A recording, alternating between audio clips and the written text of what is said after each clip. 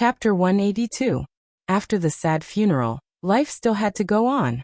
Shelby's son, little Jackson, grew up under everyone's love.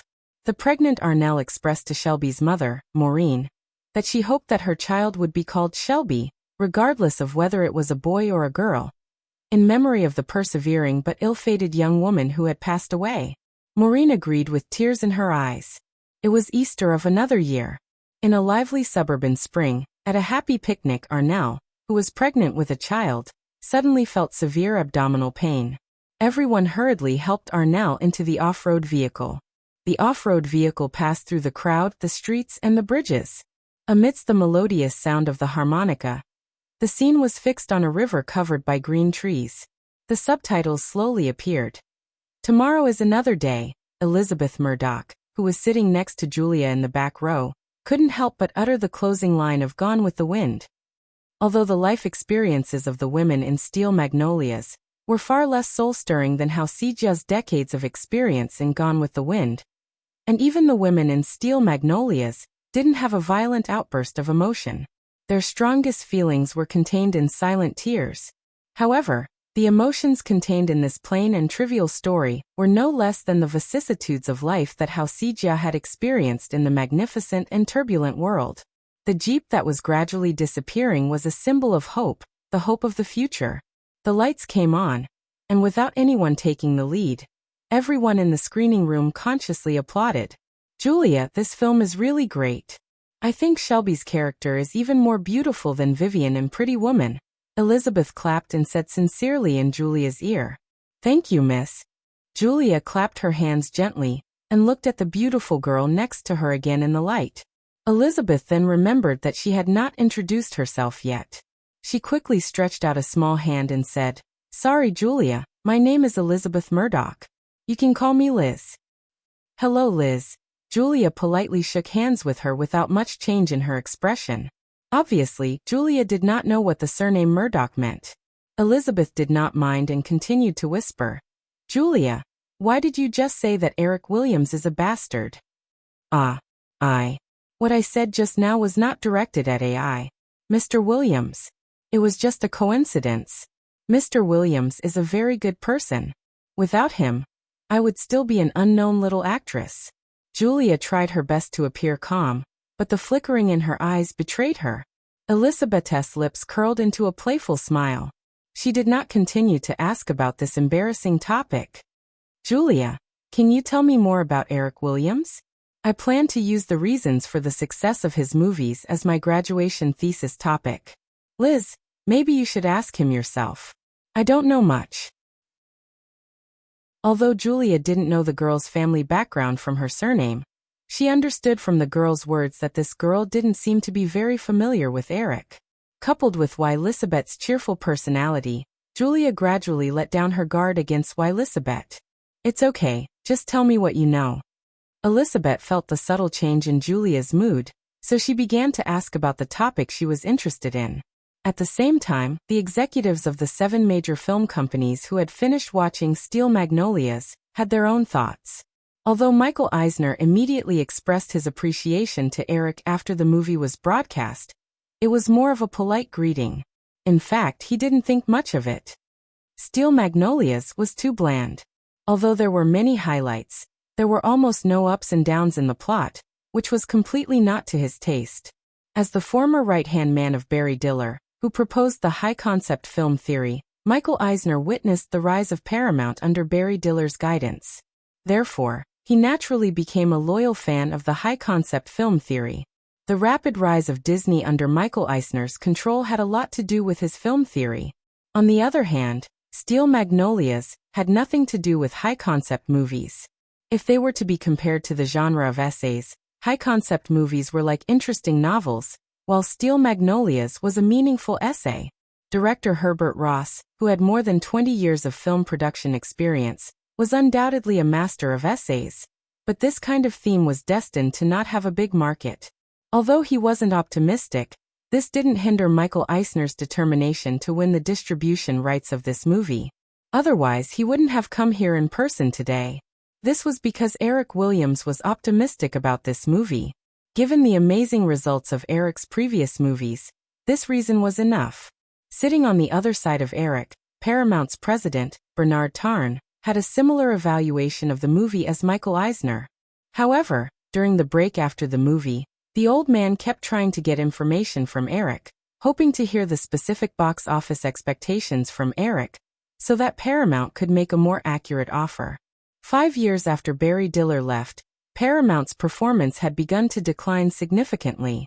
Although Raiders of the Lost Ark had a box office of $200 million in North America and a global box office of more than $400 million, because of the strength of Lucasfilm and Steven Spielberg, Paramount's share of the profits was even less than Columbia's share of the profits from Home Alone. Therefore, Paramount valued Eric's 2 movies very much.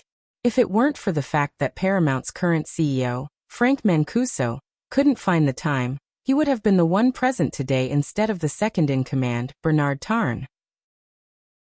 Although he wasn't optimistic about Steel Magnolias, it was still a movie that Eric Williams had his eyes on.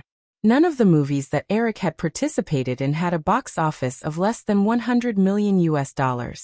After watching the movie, Ned Tarn used his professional experience to combine the box office appeal of Julia, Sally Field, Shirley MacLaine, and the others, as well as the scheduling issues.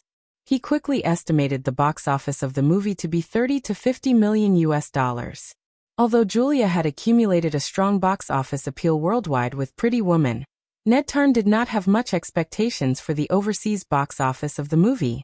This movie had a strong American flavor.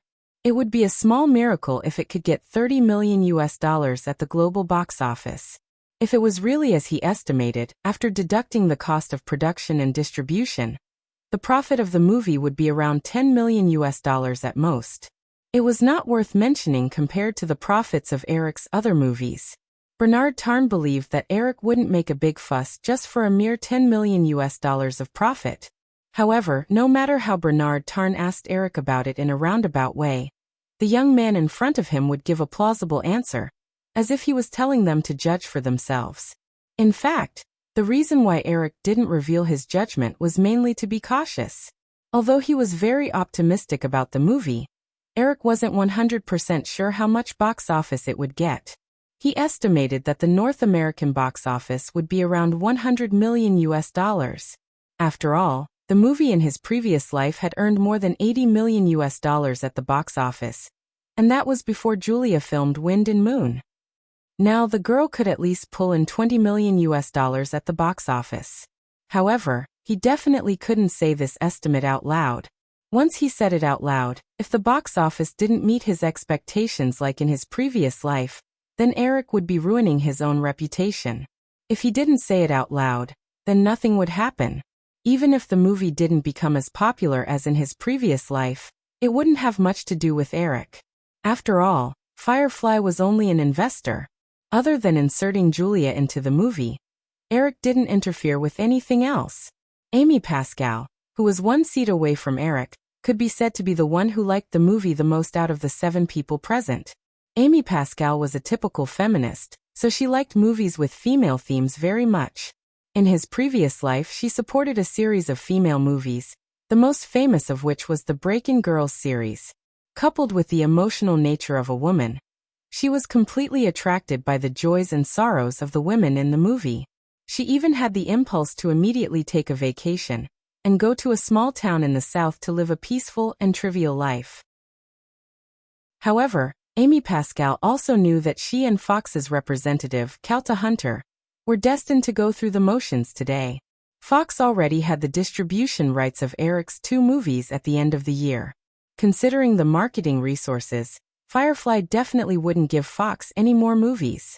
Columbia was about to sign the final contract with the Japanese, and it was difficult to predict the Japanese's business strategy in the future. In order to avoid risks, Firefly definitely wouldn't let Columbia handle the distribution. Among the representatives of the 7 major movie companies, Warner's representative was the calmest. This was because Warner's performance this year was very good. Although Warner wouldn't complain about not making enough money, they would only offer a share price that they thought was appropriate. If they got it, then they were lucky. If they didn't get it, then they wouldn't feel too regretful. The situation at Universal Pictures was turbulent. The two Helmers went back and forth and didn't have the heart to fight for the distribution rights. Metro-Goldwyn-Mayer had been completely played by the casino tycoon, Kirk Kerkerian. Kirk would only pay attention to MGM's business performance when he wanted to sell MGM for a good price again. Therefore, MGM's senior management wanted to kill the thief, but they were powerless. The MGM representative sitting in the front row chatted enthusiastically with Warner's senior management. It seemed that he was ready to jump ship. Chapter 183. After a short break, everyone perked up because the second movie was about to start. Although the main cast of Scary Island was not worth mentioning compared to the star-studded Steel Magnolias, for out of the 6 female leads had won Academy Awards, it was enough to have Eric's name on the screenwriter column. Before Home Alone created a box office miracle, the main cast was not worth mentioning at all. After the opening, Grace's storytelling voice rang out in the background of the comic. Slowly, the voice disappeared, and a horrifying scene appeared in the scribbled picture. The frightened girl with her eyes wide open, the shadow reaching for the child, the marionette with its neck broken in the bedroom. Grace abruptly opened her teary eyes. Like a fish out of water, she opened her mouth and took a few quick breaths. Her body was trembling violently due to fear. Everyone knew that the heroine had a nightmare. If they were smart, they might realize that the comic scene at the beginning was the heroine's dream. In this version, Virginia did not scream at the top of her lungs like the original Nicole Kidman, but the fear in her big tear-filled eyes was no less than Nicole Kidman's. Moreover, this silent fear and despair, coupled with the modeled scene in the dark bedroom, made the audience feel a chill down their spine. This was the first change that Eric made to the script. In the memory of his previous life, other than being shocked by Nicole Kidman's scream, Eric did not feel any other emotions. It was not easy to shoot the scene. Virginia was really frightened, and the fear in her eyes was not fake at all. This was because there were a bunch of cute things like squeaky beasts, cockroaches, and Lure staring at them covetously next to the camera. Although she used props, in Eric's opinion, Virginia's performance was much better than Nicole's. It also proved that in Hollywood, there was no one who could not be replaced. Most people just lacked the opportunity. Unknowingly, everyone in the screening room was immersed in the strange behavior of Grace, the 2 children, and the 3 servants. Other than Eric and the other insiders, everyone was trying to guess what happened in the house, and where the strange voices and shadows came from. If this was a ghost movie, why hadn't there been any ghosts after so long? Why did Grace's husband suddenly come back and leave?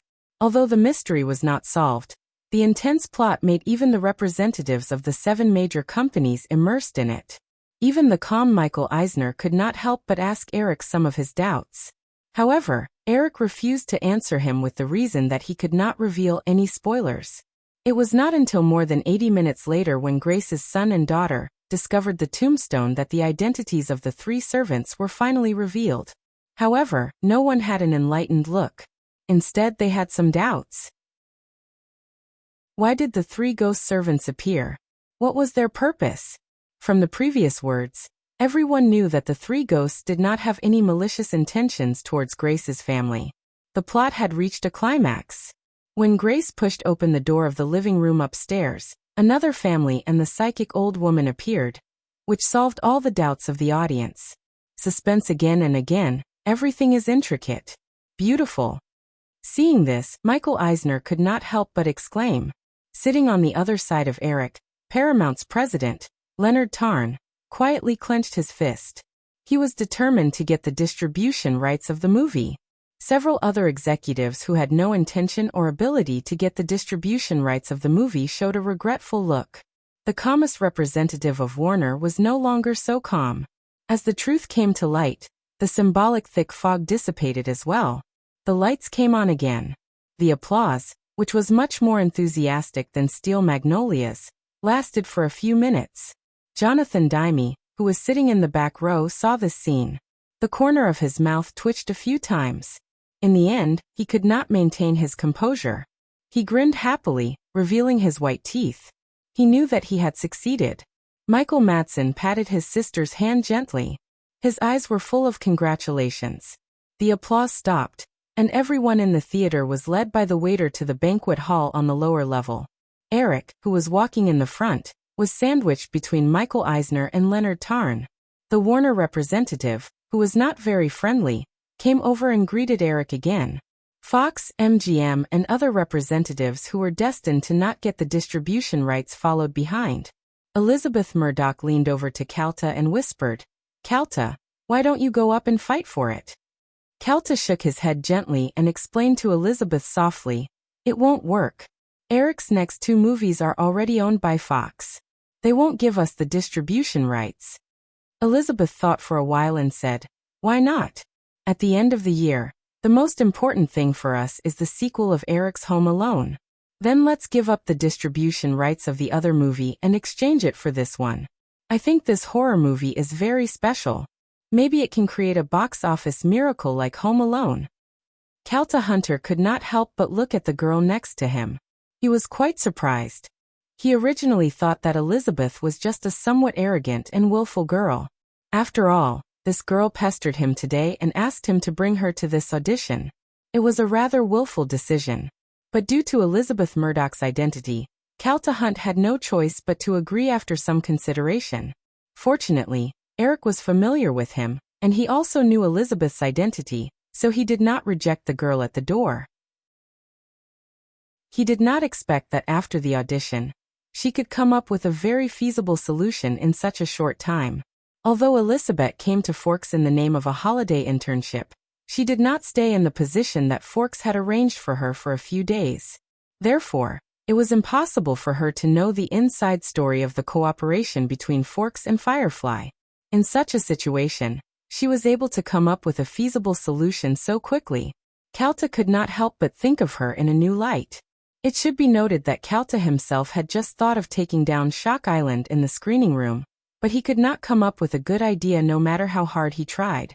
"Well, Miss Murdoch, I will submit the proposal to Mr. Barry Diller in the form of an official document. But I have to say that Fox has not seen the script of Eric's other movie at the end of the year. I don't know if we can make a decision before the other companies get Island Shock. After all, it is conceivable that there will be people inside Fox who will oppose your proposal, because Eric's movies have been proven many times in the box office. Although this movie is written by him and is absolutely excellent, I don't think many people will be willing to take the risk. What a drag. If I was in charge of Fox, I would just take it." Elizabeth curled her lips and began to show her unruly side. This time, Carter did not look down on her. Instead, he patiently explained to the girl, "Miss Murdoch, there are too many benefits involved in this matter. It is not something that can be changed by our wishful thinking. Even if we are willing to change, do you think Eric Williams will agree? Would the other film companies agree to it? As you can see, Michael Eisner and Leonard Tarn are here today. You can imagine how much importance they place on Eric Williams. We don't have much of an advantage in the competition." Chapter 184. As more and more people arrived at the party, Michael Eisner, who had only stayed for about 10 minutes, excused himself with the excuse that he had something to deal with. Eric naturally had to send him off personally. "Eric, I heard that Island Horror was nominated for the main competition in Venice?" Michael Eisner suddenly asked while waiting for the elevator. Eric nodded. "Yes, but it's a horror film after all. The chances of it winning an award are not high. Sending it to Venice is just to increase its popularity and help its European distribution. I think it's very likely to win an award, as long as the marketing direction is right," Michael Eisner said. The elevator door opened, and the two walked in together. "Marketing direction?" Eric pressed the elevator button and asked in confusion. "Yes," Michael Eisner said. "Although Island Horror is a horror film, I think this film can be explored on a deeper level, such as people's longing for life and fear of death, as well as the mother's sincere love for her 2 children. Most importantly, the film is set after World War II. Then it can be promoted under the banner of anti-war and lead this horror film to the harm of war to humanity. It was the shadow of war that suppressed the female lead's body and mind for a long time that made Grace do the crazy thing of suffocating her 2 children. The situation in Europe is very turbulent now. If there's any carelessness, there might be another conflict. Then if Island Horror is promoted in the anti-war direction and has the expected impact, The Venice Film Festival's jury will definitely not let the film go home empty-handed to show their attitude. You have to know that movies and politics are inseparable. Indeed, the older the ginger, Eric praised in his heart. He had been trapped in the shackles of horror films that were not liked by the film festival's jury, and did not think about other aspects at all. Thank you for your reminder, Mr. Eisner. I'll get someone to do this as soon as possible. Island Horror was only nominated and won an award. In the future, it would be treated completely differently in the hearts of film fans. Just like the Oscars, everyone would pay special attention to the Oscar-winning films, but for the nominated films, although the quality of the nominated films was not much worse than the winning films, still very few people paid attention to them. When the elevator reached the car park, the two of them walked towards Michael Eisner's car. Michael's assistant and chauffeur were already waiting there. Michael got into the car, but he didn't leave immediately. Instead, he gestured for Eric to get in as well. After Eric sat down beside him, Michael Eisner said, "Eric, how about working with Disney next year?" Eric was stunned. He thought that Michael Eisner was going to talk about the two movies today. He didn't expect the other party to jump straight to next year. "Mr. Eisner, I can't give you an answer right away. My cooperation with Fox is still very pleasant." Eric shook his head gently and said. Michael Eisner could tell that Eric didn't mean what he said. The cooperation between the two companies had always been based on benefits and personal feelings. Because it affected benefits and other factors, it would only cause the relationship between the two parties to break down. After a few interactions, Michael Eisner believed that Eric wasn't an emotional person. "There's no hurry, Eric. You can take your time to think about it. As for the two movies today, Disney's offer to split the profits will fully reflect our sincerity."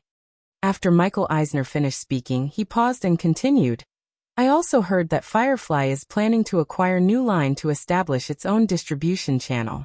But how should I put it? I've met Robert Shea a few times.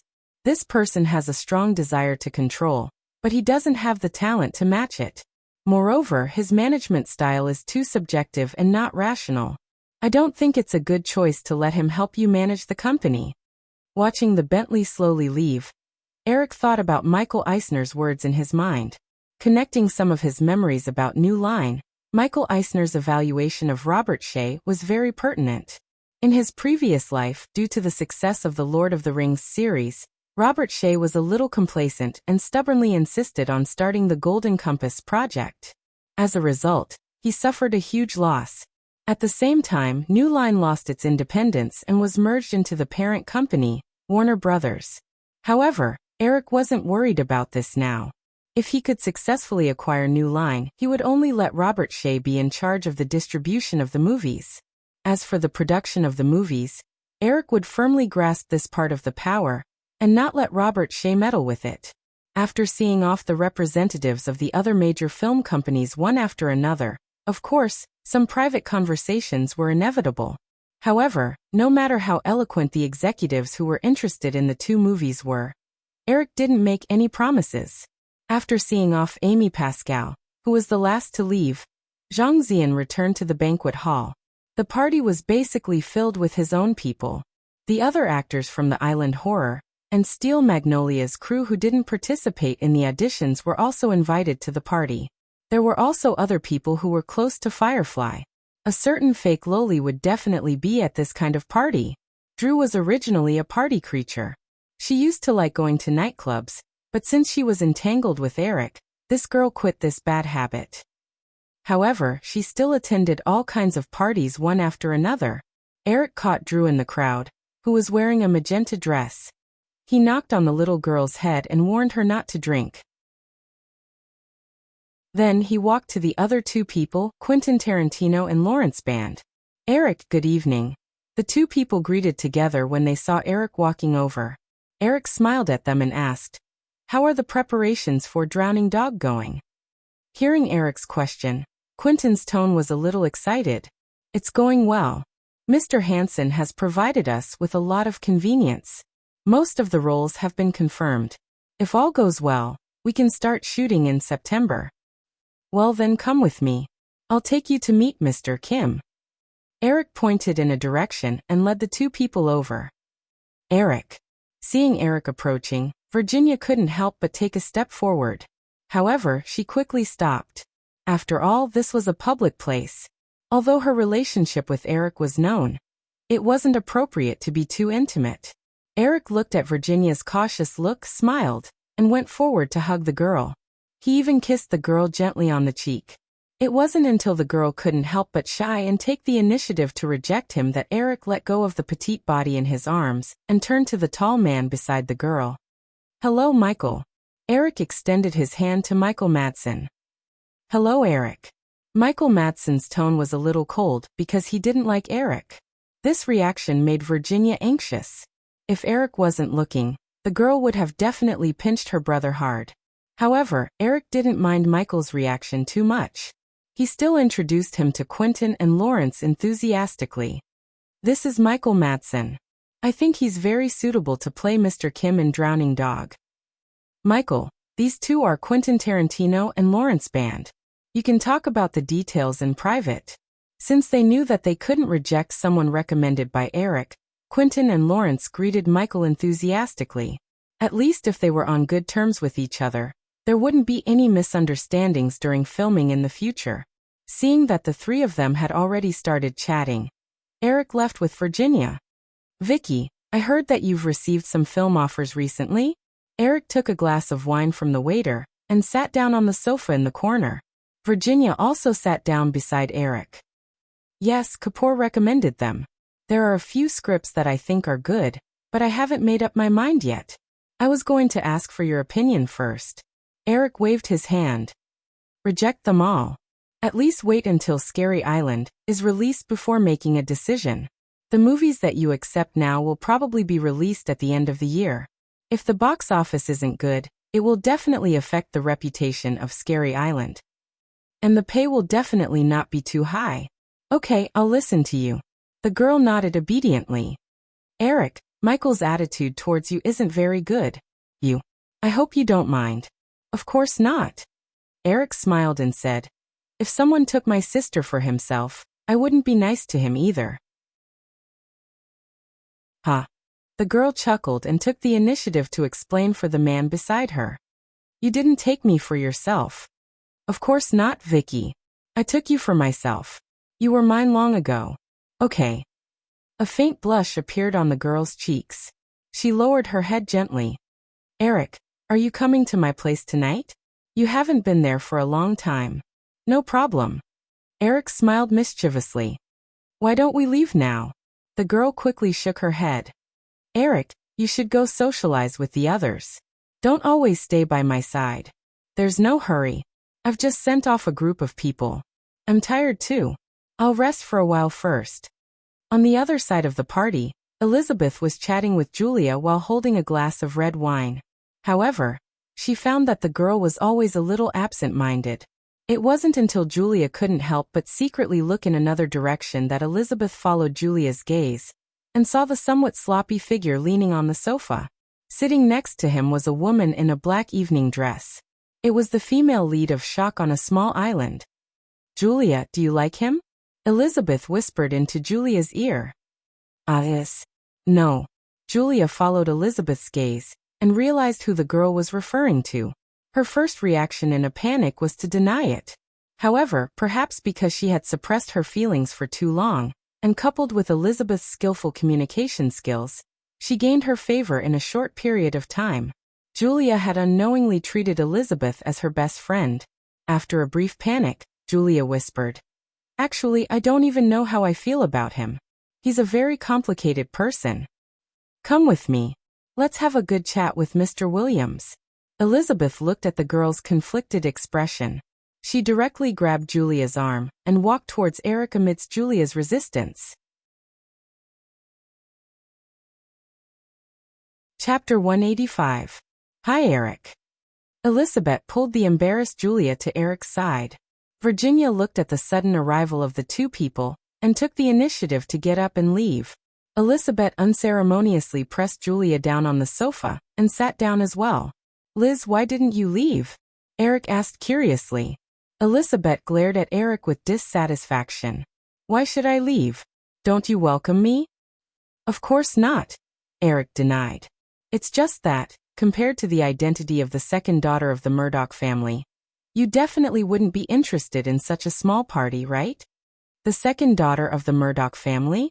When Julia heard Eric's words, she curiously looked at the girl beside her again. Eric noticed Julia's puzzled expression and took the initiative to introduce her to the girl. Julia, didn't Liz introduce her to you? She's the second daughter of Mr. Rupert Murdoch, the owner of 20th Century Fox's News Corporation.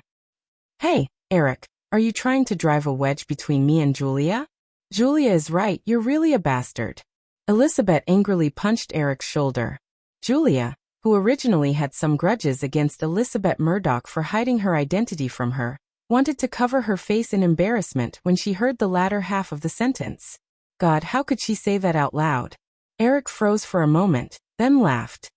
Julia is finally willing to speak her mind. No, Eric, I didn't. The girl blushed and waved her hand, trying to defend herself, but she couldn't say anything. After blurting out that sentence, Elizabeth also felt that she had misspoken. She gave Julia an apologetic look and began to change the topic. Eric, is that woman your lover? Yes. Eric nodded without any intention of hiding it. You're really self-righteous, Eric admitted without hesitation, which made Elizabeth choke. What about Julia? Julia wanted to stop this blabbermouth girl, but since the other party had already asked the question, it was too late for her to do anything else. Instead, she looked at Eric nervously, not knowing how the other party would answer. What does this have to do with Julia? Eric asked curiously.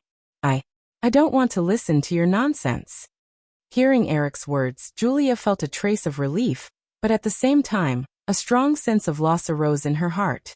She stood up and fled like a rabbit chased by a hound. Looking at Julia's back as she left in a hurry, Elizabeth rolled her eyes at Eric. You really don't understand romance, Mr. Williams. Eric shrugged and didn't care that the girl had changed the way she addressed him. Liz, there are some things you don't understand, so it's better not to jump to conclusions.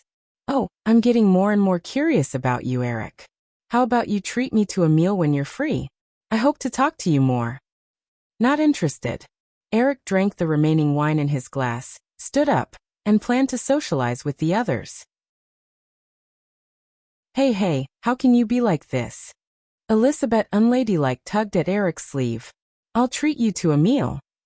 Because Eric didn't know about the conversation between Elizabeth and Calta, and he didn't have any information about the girl in his memory, he directly labeled Elizabeth as a self-centered rich girl.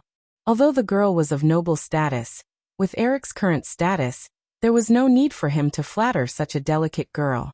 Eric tugged at the hem of his shirt a few times before he managed to snatch it from the girl's hands. Looking at the wrinkled hem of his shirt, Eric helplessly stretched it. Noticing the girl's indignant expression, Eric suddenly smiled evilly and slowly bent over. He leaned in front of the girl and said, Liz, there's something I need to remind you of. Elizabeth looked at the pair of invasive eyes in front of her and couldn't help but lean back. She involuntarily put her hands in front of her body and stuttered, What? As the girl stepped back, Eric continued to move forward. Sniffing the faint perfume on the girl, he stuck out his index finger and waved it in front of her. I want to remind you, don't ever be too interested in a man. Otherwise, you'll easily fall in love with him. Elizabeth opened her mouth and uttered a syllable. Seeing Eric leave after saying those words, the young lady recovered from her panic and stomped her feet. Bah, who would fall in love with you, bastard, egomaniac? A series of derogatory words floated out of the delicate young lady's mouth. After venting her anger, the young lady glanced around and found that no one was paying attention to her. Only then did she heave a sigh of relief. She stood up and tidied up her clothes. Raising her chin slightly, the young lady returned to her arrogant appearance and walked into the crowd with a glass of red wine. Lu Sun once said that there was no road in the world, but when many people walk on it, it becomes a road. In fact, this sentence could be extended in many ways. For example, some things shouldn't have happened, but some unscrupulous person inadvertently planted a seed of suggestion. After a long time, it became true. Mr. Williams, may I propose a toast to you? Eric walked through the crowd and chatted with the crowd. Under the lead of her mother, A little lowly held a glass of fruit juice in front of Eric. She looked up at Eric with her beautiful big eyes and looked expectantly at him. Of course, Sarah. Eric bent down with a smile and gently touched the little girl's glass. Then he drank the rest of the red wine in one gulp.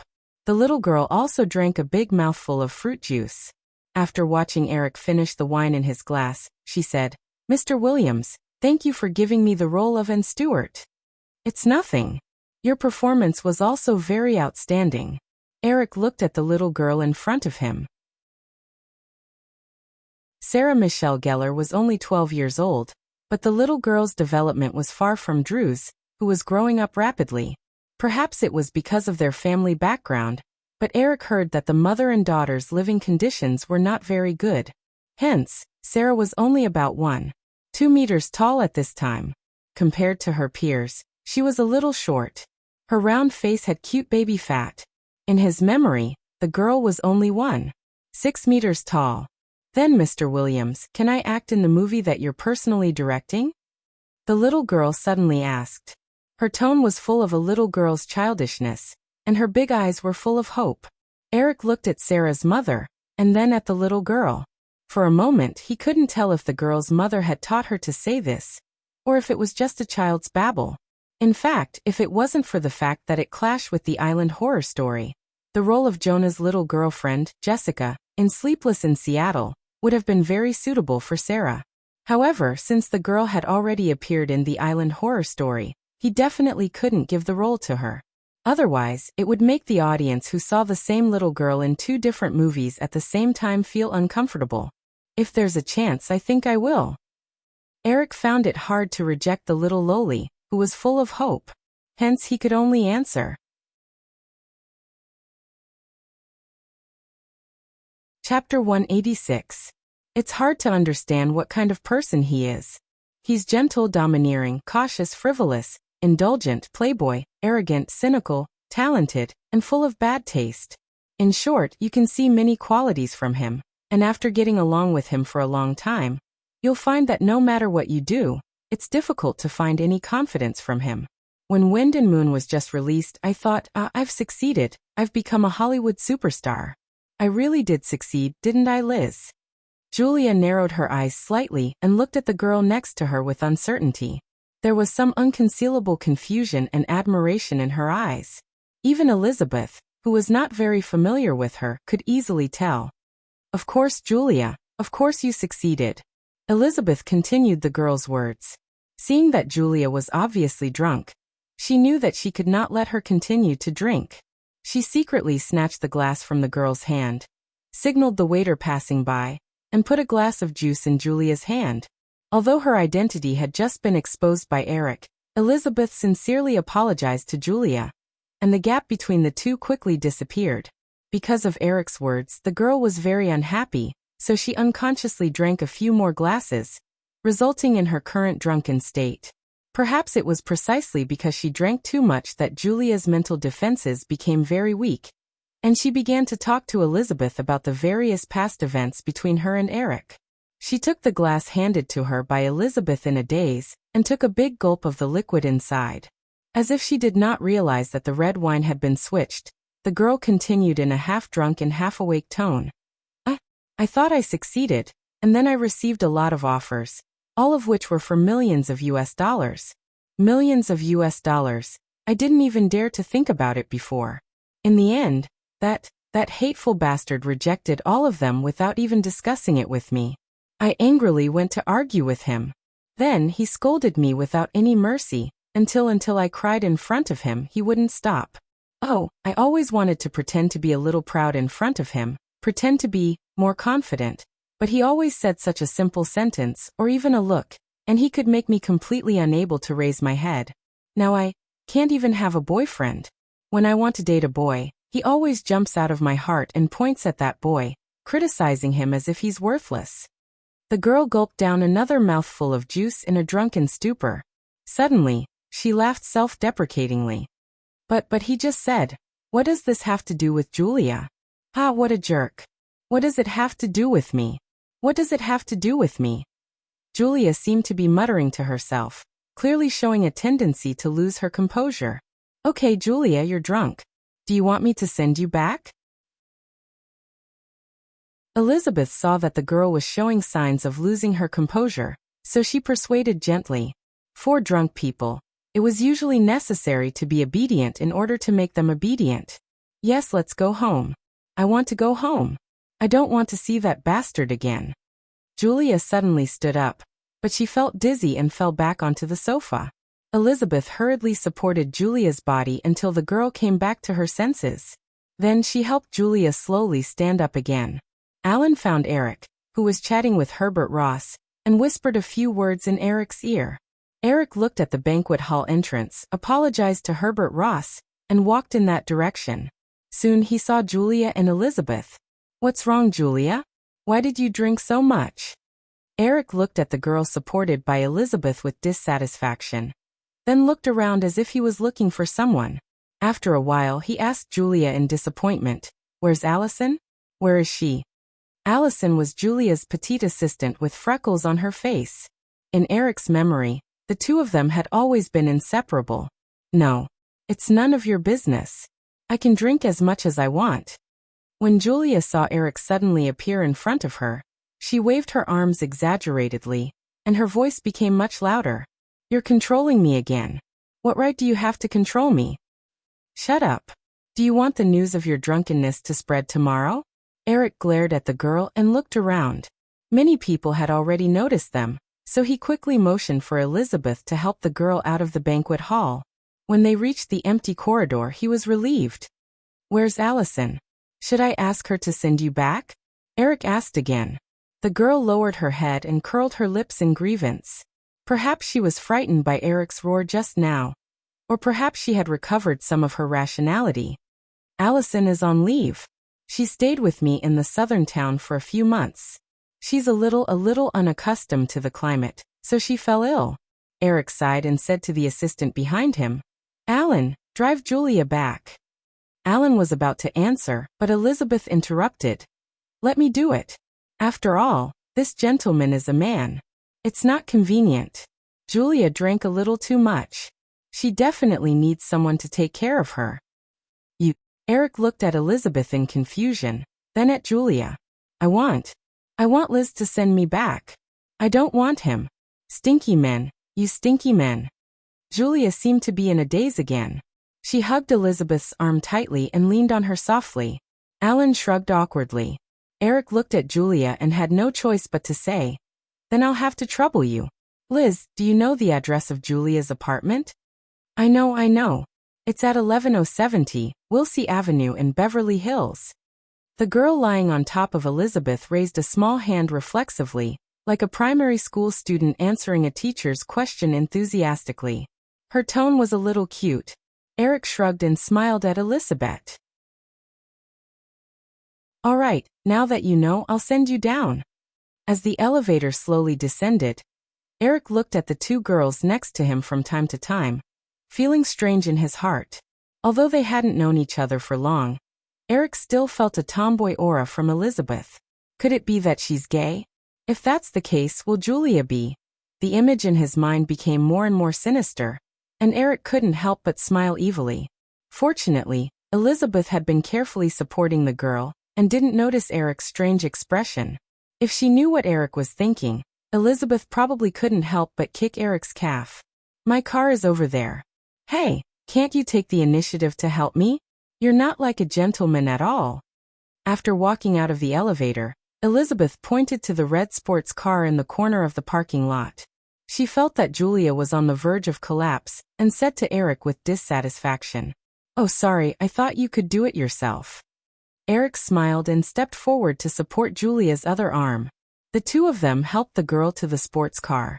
After Julia leaned on Eric, Elizabeth took out the car key to open the door. Opening the back door of the sports car, Elizabeth turned around and was about to signal Eric to help Julia in. But she saw that Julia was holding Eric's arm tightly and muttering incoherently. Eric, I dreamed of you again. Do you still want to teach me a lesson? Eric, you're so bad. Can't you be gentler to me? Can't you kiss me? Seeing Elizabeth's dull gaze, Eric spread his hands innocently and weakly explained to the stunned Elizabeth. She's drunk. Elizabeth quickly came back to her senses. She silently pulled the girl off Eric and stuffed her into the back seat. She slammed the door shut and sat in the driver's seat. She started the car and was about to leave. In the end, she couldn't help but lean out the window and say to Eric, who raised his hand to say goodbye, "Mr. Williams, Julia was right. You're really a jerk." Eric looked at the middle finger sticking out of the window as the sports car sped away. He smiled bitterly and shook his head. Julia opened her eyes in a daze and felt like a big rock had been stuffed into her head. She couldn't help but raise her hand and gently hit her temple a few times before looking around. "Fortunately, it's my bedroom. I don't know if I should feel lucky or disappointed. I seem to have drunk too much last night, and I dreamed of that guy again. I even said some nonsense. Sigh, fortunately it was a dream. Otherwise it would be so embarrassing." The bedroom door lock made a clicking sound. Julia hurriedly pulled up the blanket to cover her body and stared at the door with her eyes wide open. A girl wearing a loose men's shirt appeared at the door. Seeing that Julia had already sat up, the girl smiled and greeted her. "Hi Julia, you're finally awake. Otherwise, I would have had to disturb your good sleep." Julia gradually recalled some of the things that happened last night. She remembered the identity of the girl and forced a smile. "Liz, good morning. Is it you? Did you send me back?" "Yeah, you drank a little too much last night and even vomited a few times. You dirted our clothes, so I had to temporarily find a shirt from your closet. You don't mind, right?" Elizabeth asked as she tugged at the shirt on her body. "Of course I don't mind. I have to thank you." Julia quickly recognized the shirt on the girl. It was the one she secretly hid a long time ago and didn't return to Eric.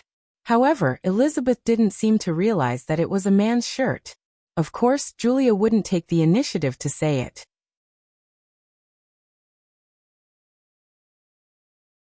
Chapter 187. Well then, get up quickly. I made some porridge. I hope you like it, Elizabeth said with a faint smile before she turned and left. Julia craned her neck and looked out through the unlocked door. When she didn't see Elizabeth, she wrapped herself in a blanket and ran to the bathroom. She wasn't as carefree as Elizabeth and wasn't used to exposing her body so openly in front of someone she had only known for a day, even if the other party was of the same gender. 20 minutes later, Julia changed into a loose, light green dress and appeared in the dining room. Elizabeth had already prepared breakfast. When she saw Julia walk in, she only nodded at the hostess and continued to sit at the dining table with a roll of newspaper in her hand. She read it while eating, as if she didn't treat herself as an outsider. Julia didn't mind. She sat down on the other side, picked up a piece of toast, spread some peanut butter on it, and ate a few bites. She then tasted the porridge in the bowl. "Did you sleep well last night?" the girl sitting opposite her suddenly asked. Of course," Julia hurriedly replied. For some reason, she felt a little guilty. As for why, she couldn't remember. Her drunken memories had already turned into a mess that couldn't be sorted out. "If possible, I advise you not to do it again," Elizabeth said meaningfully. What again?" Julia looked at the girl sitting opposite her and blinked. "Drunk, don't get drunk again." Julia seemed to have realized something. Did I do something bad last night?" Elizabeth nodded without hesitation. "Yes." "Oh my God." Julia slapped her forehead. "This is bad. If word gets out, Don't worry, it won't." Elizabeth shook her head gently without looking up. She flipped the newspaper in front of her. I don't think that jerk will spread the news," Elizabeth said casually. Julia's eyes widened. "Jerk? Mister, you mean Eric?" Bingo. Julia was perturbed, and she even stuttered. That Liz, what did I do that's out of line?" "It's not too out of line. You're just clinging on to that bastard, crying and begging him to kiss you." "Oh my God!" Julia cried out in distress. She hugged her head and slammed it against the solid wood table a few times. Seeing the girl's reaction, Elizabeth couldn't help but laugh. "Don't hit it. No one will feel bad if you break the wood." After a long while, Julia raised her head and reached for the glass kettle in the middle of the table. She poured herself a glass of cold water and gulped it down. After taking a few deep breaths, She mustered up her courage and said, Liz, can you tell me in detail what happened last night? Are you sure you want to hear it? Elizabeth asked. Julia suppressed the thought of retreating and nodded. Elizabeth's memory was very good, and she wasn't drunk last night. So, she started from when the girls started to complain about Eric. She even added a lot of small details. I even told you about my dream? Julia looked like she was about to break down. She looked at Elizabeth hopefully and pleadingly, as if she wanted to hear a negative answer. Elizabeth picked up the bowl and drank the porridge. When she heard Julia's question, she nodded vaguely. Julia banged her head on the table again. It's over, it's over. I don't have the face to live anymore. How can I face people? Elizabeth finished the last mouthful of porridge and wiped the corner of her mouth. At the same time, she revealed a curious look and asked, Julia, Eric Williams really likes Elizabeth was too embarrassed to be too clear. In the end, she just raised her eyebrows and asked vaguely. No, the girl on the table replied in a muffled voice. Elizabeth seemed to be relieved. So it's all your imagination.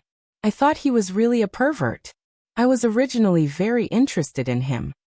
Liz, can we stop talking about this topic? I want to die now. Elizabeth didn't mind and said, It's nothing. Who said that women can't have fantasies? Hee, but yours is indeed a little special. You actually want him to hit you. That's just a dream. Julia held her head and weakly defended herself. Dreams are a convenient and fast virtual realization of human thoughts. It's essentially the same as waking up fantasies, but fantasies are controllable, while dreams are arbitrary. But if you don't have this thought in your heart, you won't have such a dream. The girl let out a few sobs, as if she was going to cry if she continued. Elizabeth stopped harping on this matter, and took the initiative to change the topic. Julia, are you in love with him? Julia jumped up. The girl was obviously more nervous about this topic. No, of course not. I hate him. Oh, Elizabeth responded noncommittally. She wisely didn't ask any more questions. Otherwise, she might be driven out by the crazy woman. At the same time, she muttered in her heart that this reaction was indeed extreme, hatred. Julia stared straight at Elizabeth. Her fingers were pressed down on the edge of the table, and she looked like she wanted to do something. After waiting for a while, she realized that the girl opposite her didn't say anything else. She quickly let out a breath and said hesitantly, I'm just actually. Forget it, Julia. Hurry up and eat breakfast. I think your life is too boring. That's why you're imagining things all day long. Let's go shopping after breakfast, okay? I can borrow a private jet. We can fly directly to Manhattan. Fifth Avenue is a shopping paradise. I'll take you to some parties in the evening and introduce you to a few young people. Maybe they're not as outstanding as Eric Williams, but their families are definitely richer than him. I've met a few people like that at many parties. They're either too old, or they're arrogant people who rely on their family's wealth to indulge in debauchery.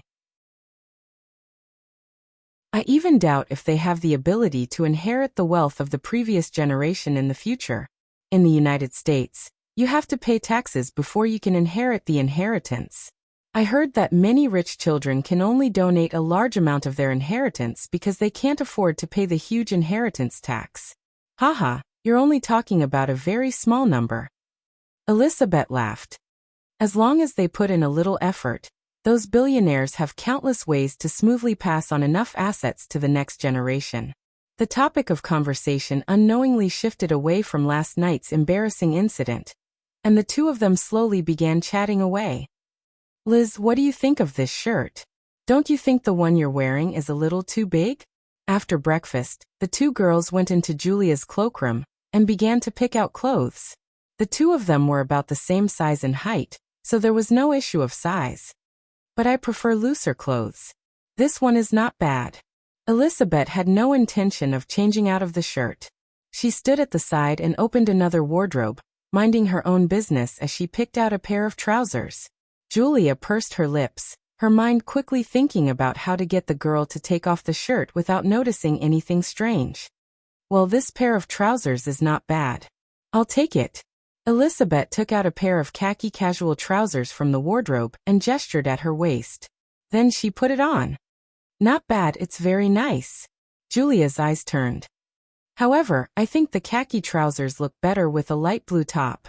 Pink is fine too, but white is more awkward. As the girl spoke, she quickly took out 2 small shirts from the wardrobe in front of her and gestured in front of Elizabeth. Look. Elizabeth blinked her eyes and looked at the 2 small women's shirts in front of her. Then, she looked at the one she was wearing. A thought flashed through her mind. Suddenly, she lifted the hem of the large white shirt she was wearing and took it off. At the same time she shouted, Wow, so disgusting. I understand now. This must be that bastard Eric Williams's clothes.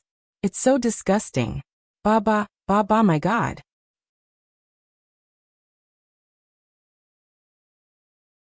Chapter 188. Liz, do we have to do this? Maybe. I can return the shirt to him. In the small yard of Julia's house, the girl looked at the tin bucket in front of her that was used to burn sundries and asked with a twinkle in her eyes. Elizabeth forcefully pulled out the shirt in Julia's hand little by little and stuffed it into the bucket. She lit a match and threw it in. The flame rose briefly, and the pure cotton fabric quickly turned into ashes. In the end, only a few plastic buttons were still flickering with small flames. Elizabeth clapped her hands and patted the shoulder of Julia, who was staring blankly at the small flame in the bucket. Okay, Julia, if you want to completely drive that guy out of your life, this is a process you have to go through. Go pack your luggage. I've already contacted a private jet. We'll go to New York first. If you haven't had enough fun, we can also fly to London and Paris. I think I should talk to my agent first. I remember that I still have work to do in the next 2 days. Hey, you're now the top actress in Hollywood, Julia. You're not one of those small-time actors who have little freedom in the hands of their agents. But, Elizabeth interrupted Julia's words. No buts. Where's your passport? If you don't want to pack your luggage, just bring your passport and credit card. Let's have a quick trip. More than an hour later, a Boeing private jet took off from Los Angeles International Airport. At the same time, the director of Island Horror, Jonathan Demme, took off. With Michael Eisner's advice, Eric communicated with Jonathan Demme. Early the next morning, Jonathan Demme flew to Venice, Italy, to prepare for the anti-war publicity of Island Horror. Although there were still more than 2 weeks before the start of the Venice Film Festival, Jonathan Demme didn't have many contacts in Italy. He still had to figure everything out on his own. Of course, the earlier the preparation, the better. A few days later, Eric accidentally contacted Kapoor and heard his complaints. Only then did he know that Julia had been abducted by the Murdoch family's tomboy. Other than some sexual fantasies in his mind, Eric didn't think that he had anything to do with it. He felt that it was good for Julia to go out and relax. The girl's drunken reaction that night still left a big impression on him. In mid-August, the first 2 episodes of Friends that Eric was in charge of were successfully completed. After his personal guidance, the 6 main actors of Friends were completely immersed in their roles. This saved a lot of effort for the series director, Kevin Brett. After the audition, within a week, Disney, Paramount, Warner and other film companies made their own offers. Michael Eisner was determined to win. Disney directly submitted their offer the day after the audition. Both Island Horror and Steel Magnolias were 35% of the North American box office and 10% of the overseas box office. After seeing this figure, Eric instantly had a sense of déjà vu. Jeffrey directly pointed out that Disney's offer was based on the percentage of the box office that Fox enjoyed for the movies that he personally directed. It was completely based on the criteria of the North American box office exceeding 100 million yuan. Otherwise, it would be difficult for Disney to get any profit. In fact, this offer was much higher than Fox's, because Fox had obtained the videotape and peripheral rights of Eric's movies at the same time. Fox could get a large share of the profits from that. However, this time, Firefly had made it clear that they would not give up the videotape and peripheral rights of Island Horror and other movies. They only had the distribution rights in North America and overseas. After Disney, Paramount, which was more eager to get the distribution rights, made the second most attractive offer, followed by Warner and a few other companies. Columbia didn't even make an offer. What surprised Eric was Fox. On the second day of the audition, Fox sent someone to take away the script outline of Sleepless in Seattle. A few days later, Fox's Calta Hunter personally came to Eric and told him that Fox wanted to replace Sleepless in Seattle with Island Horror. However, they did not mention Steel Magnolias. Obviously, the plan that Elizabeth came up with on the spur of the moment had caught the attention of the shrewd Barry Diller. After evaluating Sleepless in Seattle, Fox clearly thought more highly of Island Shocks, which was why they came up with such a plan. Eric did not know what had happened, but he rejected Fox's proposal directly. Modifying the contract would definitely require a series of negotiations, and it was difficult to determine what would happen during this period. Since Disney had offered the same price, Eric certainly would not ask for trouble. After confirming that there was no competition, Firefly and Disney quickly signed the distribution contract for the two movies. "Eric, I heard that you bought Pixar?" Michael Eisner asked at the cocktail party after the signing of the contract. Eric calmly swirled the red wine in his glass. "Yeah, I'm more interested in animation, so I bought it for fun." "You're really young." Michael Eisner thought of something and shook his head. "So, the original cooperation between Pixar and Disney in the field of animation rendering was also cut off by you, right? Disney is a big company. Why would they care about a small company like Pixar? As long as Disney says a word, who knows how many animation companies would be willing to cooperate with you?" Michael Eisner smiled helplessly. Although Disney started out as an animation company, after Michael Eisner took over, he didn't place as much emphasis on animation as the previous leaders. Because of this, some board members objected. However, as Disney became more prosperous, these voices of opposition weakened. However, the lack of attention to animation films was only relative.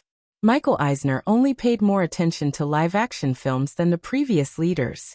It did not mean that Michael Eisner did not attach importance to the status of Disney animation films in Hollywood. Therefore, as Eric slowly rose, his acquisition of Pixar half a year ago also attracted Michael Eisner's attention. More importantly, Michael Eisner heard that Pixar was producing a brand new form of 3D animation, which aroused his vigilance.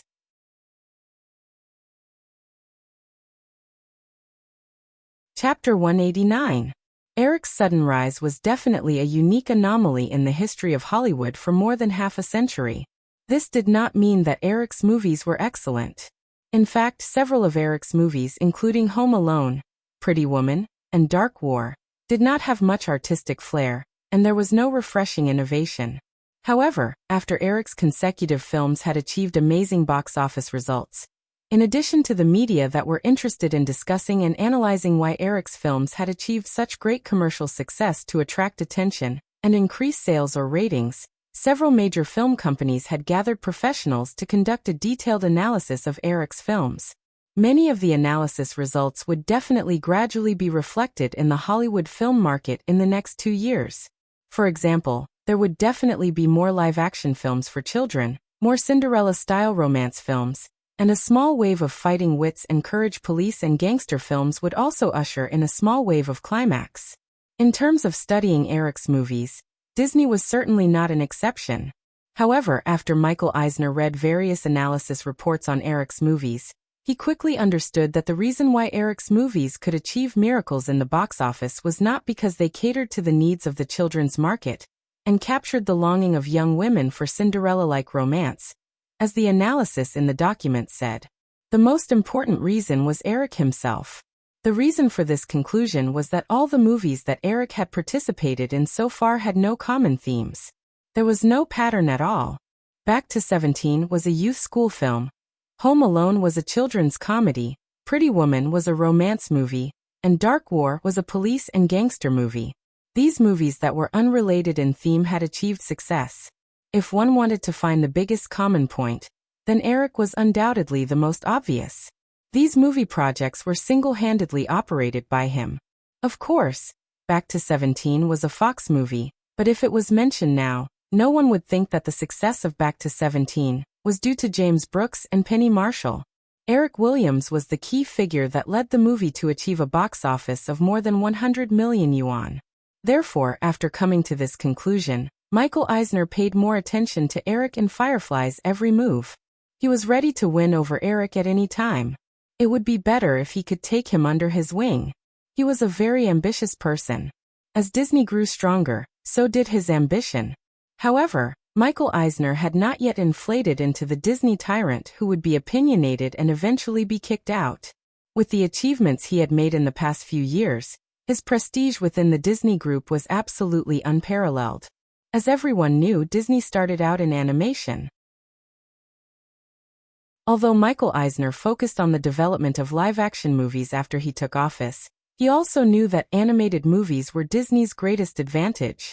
It was necessary to maintain the dominant position of Disney's animated movies in Hollywood. In the past few years, while developing live-action movies, Michael Eisner also did a series of work to expand Disney's animated movie business. He arranged for the distribution of many classic Disney animations on videotape, as well as the expansion of the licensing of image peripheral copyrights, and so on. He achieved very dazzling results. Therefore, when Eric became more and more dazzling, and he privately acquired a 3D animation movie studio, Michael Eisner gradually became wary of this studio. 3D movies were a completely foreign concept to many people. Not long ago, Michael Eisner also knew very little about 3D movies. However, because in the 100 years of film development, there were examples of sound movies replacing silent movies and color movies overshadowing black and white movies, Michael Eisner had to pay more attention to this.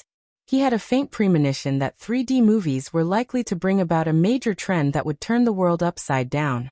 For this reason, he once again found Pixar's Tin Soldiers, which won the Oscar for Best Animated Short Film this year. He watched and analyzed it together with the management of Disney's animation department. The baby image in Tin Soldiers was very crudely made, and Disney's senior animators scoffed at it. However, the computer graphics design experts that Disney had specially invited from Silicon Valley studied Tin Soldiers and explained a series of technical points and difficulties to several Disney executives. They also stated that with Pixar's technology, as long as they had enough financial support, they could produce a 3D animated feature film that was more than 90 minutes long. Moreover, the quality of the feature film would not lose to 2D hand-drawn animation by much. The words of the Silicon Valley computer expert appeared in his mind again. Michael Eisner looked at Eric's stubborn face and knew that it was impossible for Disney to interfere with Pixar, and establishing their own 3D animation department was not something that could be achieved overnight. Eric, what do you think? Isn't Pixar producing an animated feature film now? How about we give it to Disney to distribute in the future? Since he couldn't interfere with Pixar, Michael Eisner had the idea of getting the distribution rights of the first 3D animated feature film. At least this way he could keep the situation within Disney's control. Eric smiled and said, "Mr. Eisner, why are you in such a hurry? Pixar's first animation will be completed in at least 2 years. If we sign the contract now, both of us will bear a greater risk." Michael Eisner led Eric to a sofa and sat down, then continued to persuade him. "Eric, you haven't been in Hollywood for long, so there are a lot of things that you don't know. In fact, before most big productions start shooting, they must have contacted the distributors to ensure that the movie can recover its funds in the shortest time possible. The investment for an animated feature film is at least $30 million US. I think a 3D animation will definitely cost more.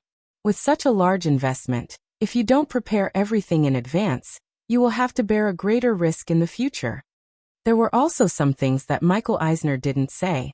For example, if the animated feature film was made into a bad film, and no one was willing to distribute it, the investment of tens of millions would go down the drain. And signing the distribution contract with the film company in advance could prevent this from happening.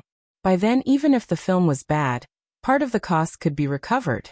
But he didn't think that Pixar would make a bad film under Eric's supervision. Eric swirled the wine glass and lowered his head, pretending to think for a while, then raised his head and said, "Mr. Eisner, I can only say that if the animation is released in the future, Disney will definitely be my first choice." This meant that there was still no promise. The first choice was only a possibility. In Hollywood, the first choice was rarely the final choice. While Michael Eisner was disappointed, He also felt a trace of anger. As the leader of Disney, there were very few people who would reject him so straightforwardly and continuously. Although he didn't lose his mind on the spot, Michael Eisner's tone became a lot colder. Eric, you have to know that I'm still under a lot of pressure from Disney because of the sharing price for Island Horror and Steel Magnolias. So it's important that I give the board of directors an explanation. The company to cooperate with next year's film hasn't been finalized, right? Eric also keenly felt the coldness and unhappiness in Michael Eisner's tone. He originally didn't plan to find another partner. The negotiations with the new line were coming to an end, and he would definitely focus on the development of his own company next year. However, thinking of next year, if Firefly wanted to rise, it would definitely be under pressure from all sides. It would be good to get rid of one enemy now. After thinking for a while, Eric reluctantly stretched out a finger. One movie, Mr. Eisner. You should know the direction of Firefly's development, so I can only give Disney the distribution rights of one movie, but it doesn't include the videotapes and peripherals. You personally directed it. Michael Eisner showed a hint of joy, but he still confirmed it seriously. Of course. Eric nodded. Michael Eisner finally smiled and raised his wine glass. Then happy cooperation. Happy cooperation. Eric also smiled and clinked glasses with the other party. He knew that this cooperation was finalized. In Hollywood, there were many times when some people's words were like farts. If you believed them, you could only wait to be cheated. But sometimes things said were more useful than a contract. For example, now that he had made a promise, if he went back on his word, it would be equivalent to making an enemy of Disney. Since he got the benefits, Michael Eisner no longer held on to Eric. After giving some instructions, he left to entertain the other guests. Eric looked at Michael Eisner's departing figure and sighed softly. He took a big gulp of red wine that he didn't know the taste of. Eric, so you're here. You made me look for you. After a moment of silence, Jeffrey hurried over, wiping the fine beads of sweat on his forehead with a handkerchief in his hand.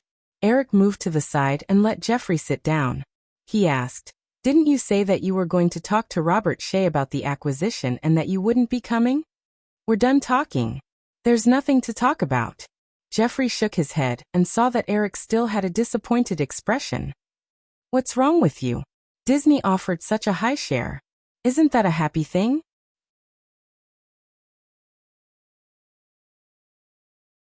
Chapter 190. How can I be happy? I was just blackmailed by Michael Eisner for a movie, Eric said helplessly. Although Eric didn't say it explicitly, Jeffrey quickly understood what he meant. What conditions did Disney offer? They haven't talked about it yet. Eric shook his head. I just verbally promised Michael Eisner. Jeffrey breathed a sigh of relief. That's good. It's just a movie.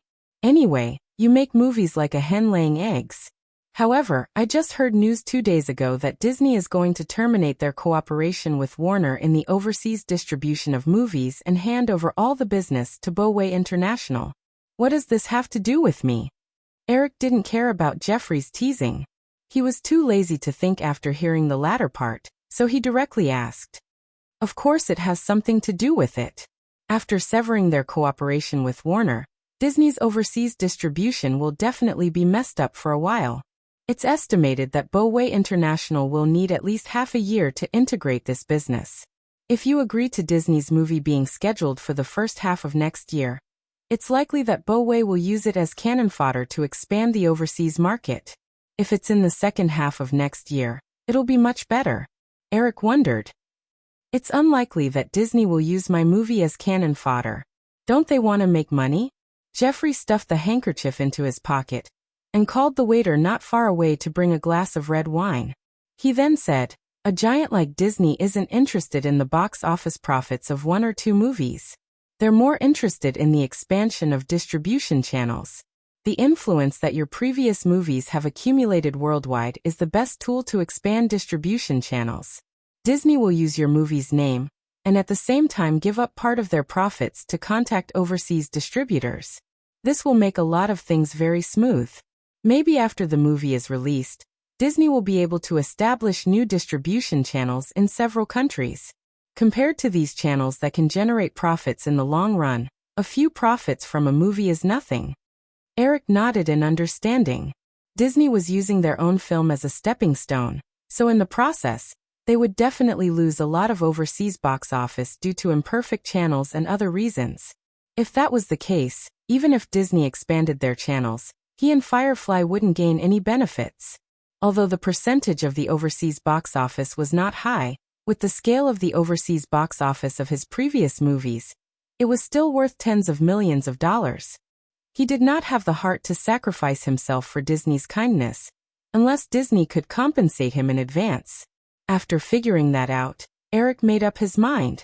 At the same time he asked, "Jeffrey, I remember you saying that there's nothing to talk about with Robert Shea. What do you mean?" "It means that there's nothing to talk about. Robert Shea insists on 15% of the shares and $60 million in cash. He's not willing to take a step back. That's why I came to you in a hurry. As the chairman, you have to make the decision yourself." Eric thought for a while and asked, "Are you sure this is his bottom line?" Jeffrey nodded. "I'm sure. Robert Shea has also made it clear that this is his bottom line. He won't take a step back." And, at this point, Jeffrey showed a strange smile. "Robert Shea also specifically told me that unless you agree to this price, he won't accept any of your invitations to meet. This." Eric was instantly confused. Jeffrey didn't let him be confused for too long. He laughed and explained, "When you had dinner with him for the first time, your words probably left a deep impression on him. He's afraid that if he confronts you again, he won't be able to help but back off." "Yes, I think that's the case. Although I didn't participate in that meeting, it seems that in the end, Robert Shea was provoked by your provocation and directly took a big step back, right?" "How is that provocation?" "I'm just telling the truth," Eric retorted with a smile. "Anyway, that's how it is. Actually, I think this price is quite reasonable. After all, New Line is an old company with 20 years of history. I'm going to put more effort into preparing for Sleepless in Seattle. I'll leave the acquisition of New Line to you. I've also prepared the relevant documents. I'll get my secretary to send them to your office tomorrow." "Okay, got it." Eric nodded and looked at Jeffrey with some concern. "Jeffrey, if the acquisition is successful, you might." Jeffrey patted Eric on the shoulder and gave him a square look. "I've already thought about this over the past few days. I'll give the position of CEO to Robert Shea. I'll just be the president in charge of production, or even the vice president." "Thank you, Jeffrey." Eric looked gratefully at the fat old man who had been supporting him since Home Alone started. "Is there a need for this between us?" Jeffrey raised his red wine and clinked it with Eric's. He remembered something and asked, "By the way, can Jonathan Dime handle it alone in Venice? Do you want me to go with him?" "Actually, if it's possible, it's better to let Kapoor go. He has more connections in Europe. Unfortunately, he's an agent and doesn't plan on changing careers. Before you came, Michael Eisner talked to me. He'll use some of Disney's resources to help with this matter and try to win an award at the Venice Film Festival. John Landis happens to be a Hollywood director on the 9-member jury this year." Jeffrey frowned and thought for a while. "John Landis, the director of the blockbuster American Journey last year?" "Yes, actually John Landis is better at horror films. So, the theme of Scary Island and the label of a Hollywood film will definitely leave a good impression on him. Disney will also send someone to contact him." "When are you going to Venice?" "A few days after the opening ceremony. The award ceremony will be held in mid-September. I definitely can't stay there for that long. I don't plan to go to the award ceremony either. I suddenly realized that I'm really pressed for time this year. September, October, and at most the first half of November, I have to produce both Sleepless in Seattle and Home Alone 2. During this period, I'll be busy with the New Line. I'll definitely have to pay attention to the post-production of Al's Smelling Women. So I don't even have a day of free time." Eric calculated quickly and complained.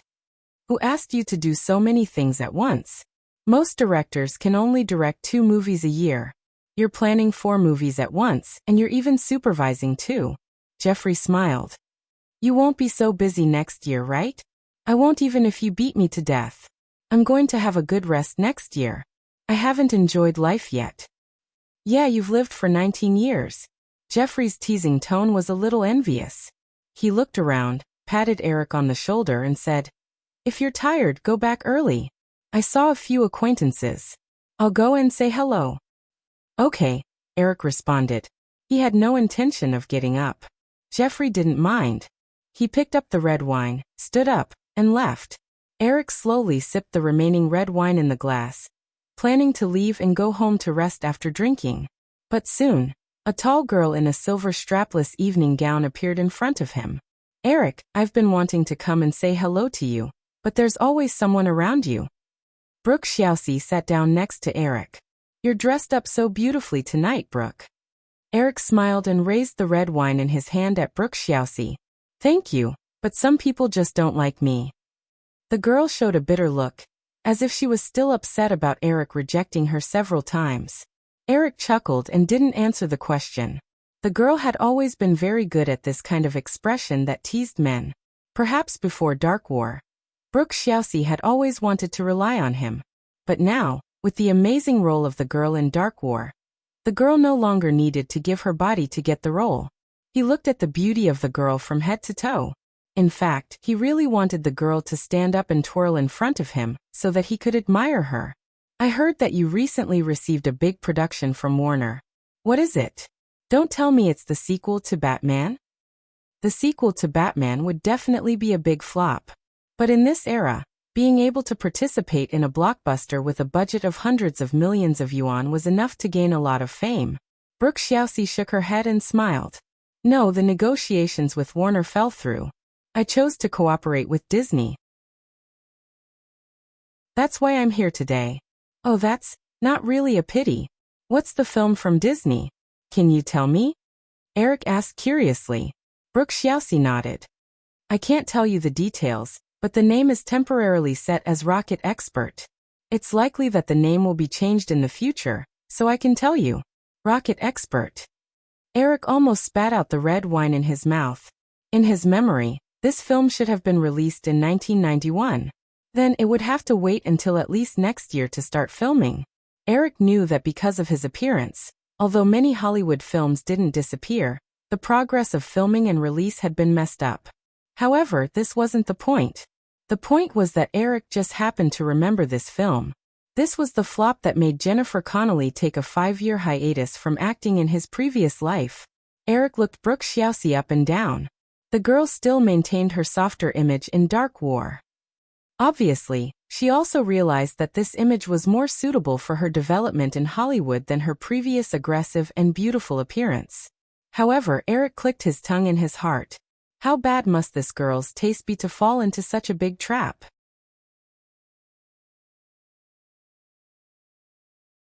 Chapter 191. He vaguely remembered that after Jennifer Connelly came of age in his previous life, she had met with many setbacks, so she made up her mind and boldly acted in a thriller film. She once again attracted the attention of Hollywood. After paying such a price, she was lucky enough to change from an innocent child star to a sexy girl. Not long after that, she won the female lead role in Disney's The Rocket Expert. However, the movie immediately flopped. Hollywood had always been very superstitious. Several big-budget movies that Connelly had acted in had strangely failed, so no one was willing to invite her to act in mainstream commercial movies again. Jennifer Connelly did not receive any film offers in the following 5 years. When she appeared on camera again, it was already a few years later. Her screen image also gave people a feeling that things had remained the same, but people had changed. Eric.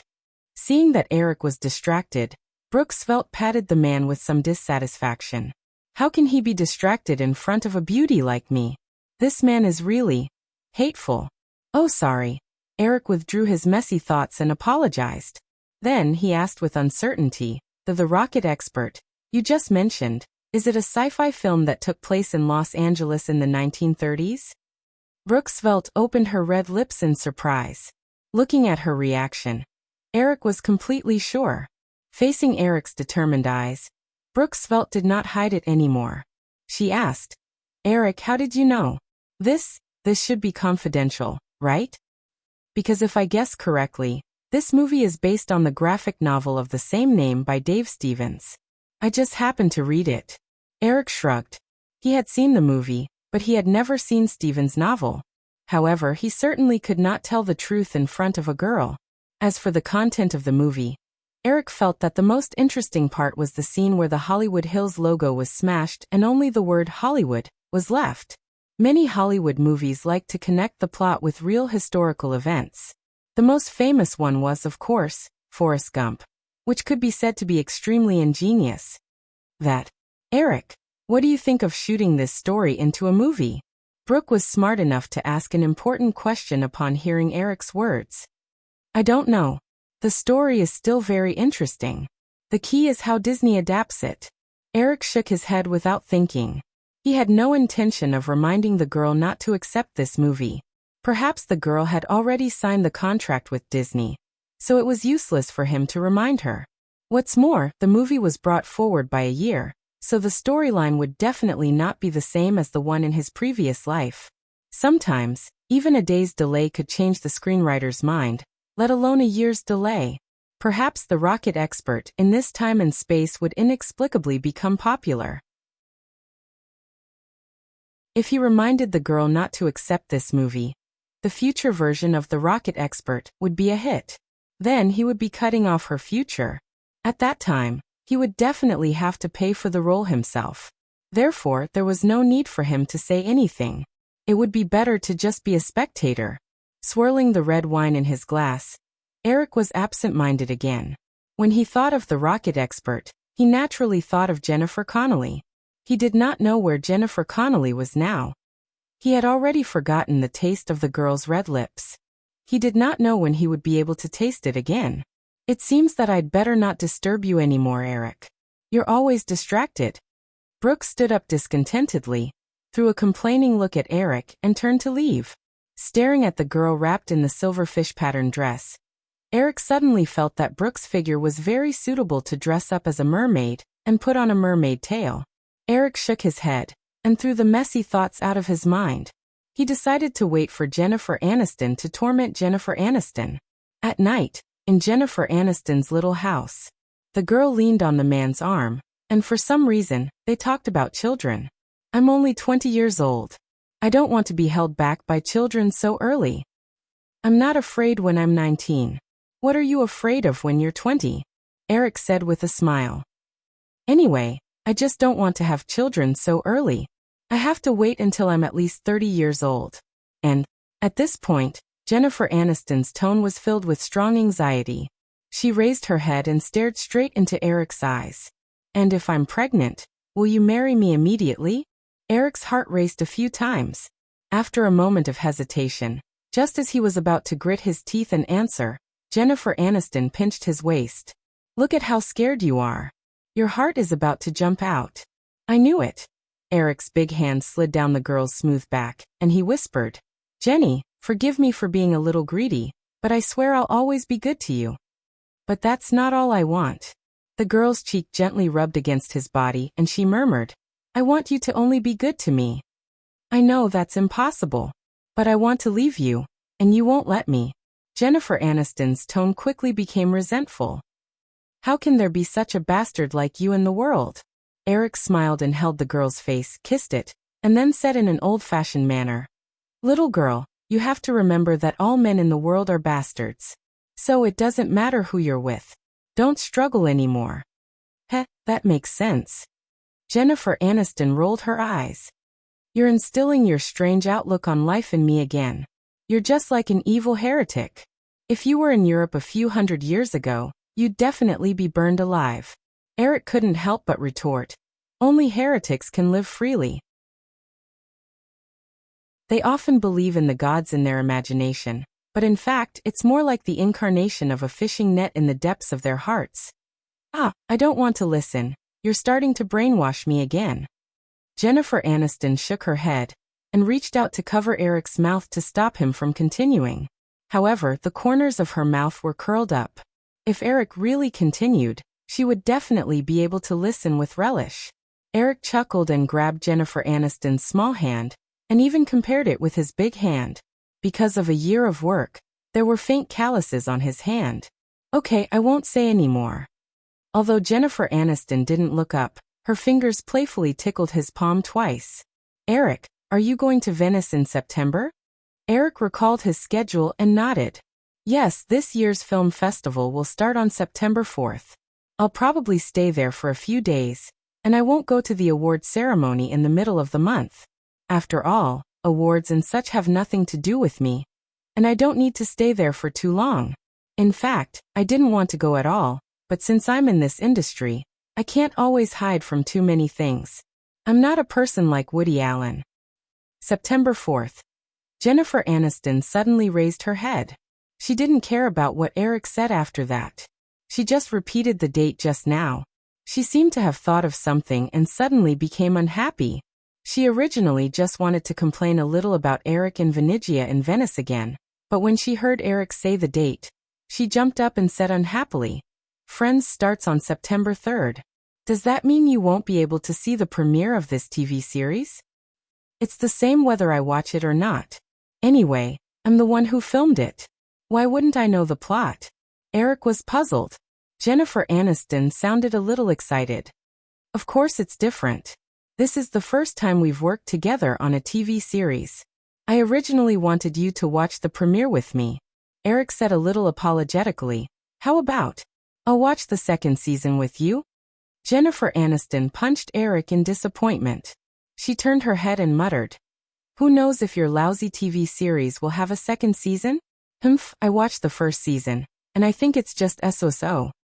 Faced with the girl's temper, Eric couldn't help but smile and beg for mercy. Okay, I'll call Venice tomorrow and ask them to postpone the opening ceremony for 2 days. I have to watch the premiere with my girlfriend. Ask everyone to wait. Jennifer Aniston was stunned for a moment, then she burst out laughing. You bastard, do you think you're God? However, after laughing, Jennifer Aniston also thought it through. This matter really couldn't have the best of both worlds. What Eric wanted to do was more important. Okay, I'll let you go, but remember to bring me a gift when you come back. Eric reached out his hand and gestured the shape of a boat in front of him. No problem. How about a handmade gondola?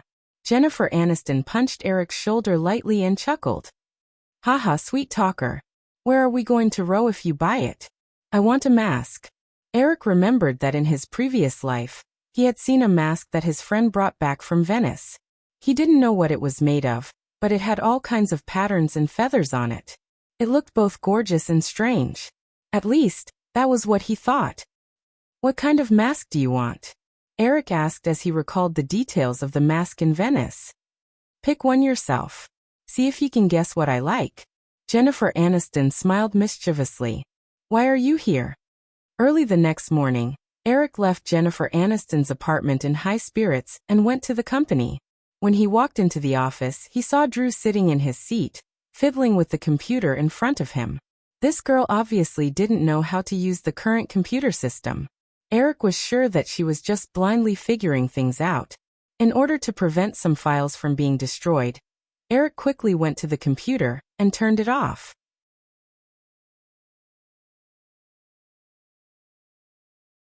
Chapter 192. Hearing Eric's words, the girl immediately showed a resentful look. You didn't come home at night, and your mobile phone was turned off. Who knows if you lost your way? I'm worried about you. Eric pretended not to see Drew's miraculous face-changing skill. He walked over, picked up the girl, and threw her aside. Then he sat in his office chair. Okay, tell me. Drew, who was thrown aside, didn't mind. She slowly turned to the opposite side of the desk and pulled a chair to sit down. Only then did Eric notice that the girl had actually changed into a more conservative lavender long-sleeved shirt. It seemed that she had just worn white casual pants. She also wore a pair of small leather shoes on her feet, instead of the usual small sandals that exposed her black toenails. This formal dress of a pretty girl from a humble family looked very unusual. Could it be that she was going to turn over a new leaf? While he was blindly imagining the girl's strange appearance like embroidery, Drew, who was sitting down, suddenly said, Eric, I have a big plan. The girl's rare seriousness made Eric somewhat uncomfortable. He couldn't help but make a joke. You found a wild man and want to scheme with him to seize my property? You're so hateful. I'm talking to you about serious matters. The girl suddenly flipped out. She picked up a file and threw it at him. Eric caught the file in a flurry and put it aside, saying, Okay, tell me about your big plan. Drew glared at Eric. After making sure that he wouldn't do anything funny again, she pulled out the small backpack that was originally placed at the corner of Eric's desk. She took out 2 printed documents from the backpack, handed one to Eric and put the other in front of herself. Didn't you write a copyright acquisition list a few days ago? Eric, I plan to form a team and buy all these things one by one. This is the plan I wrote. What do you think? A copyright acquisition order? Eric was stunned for a moment before he reacted.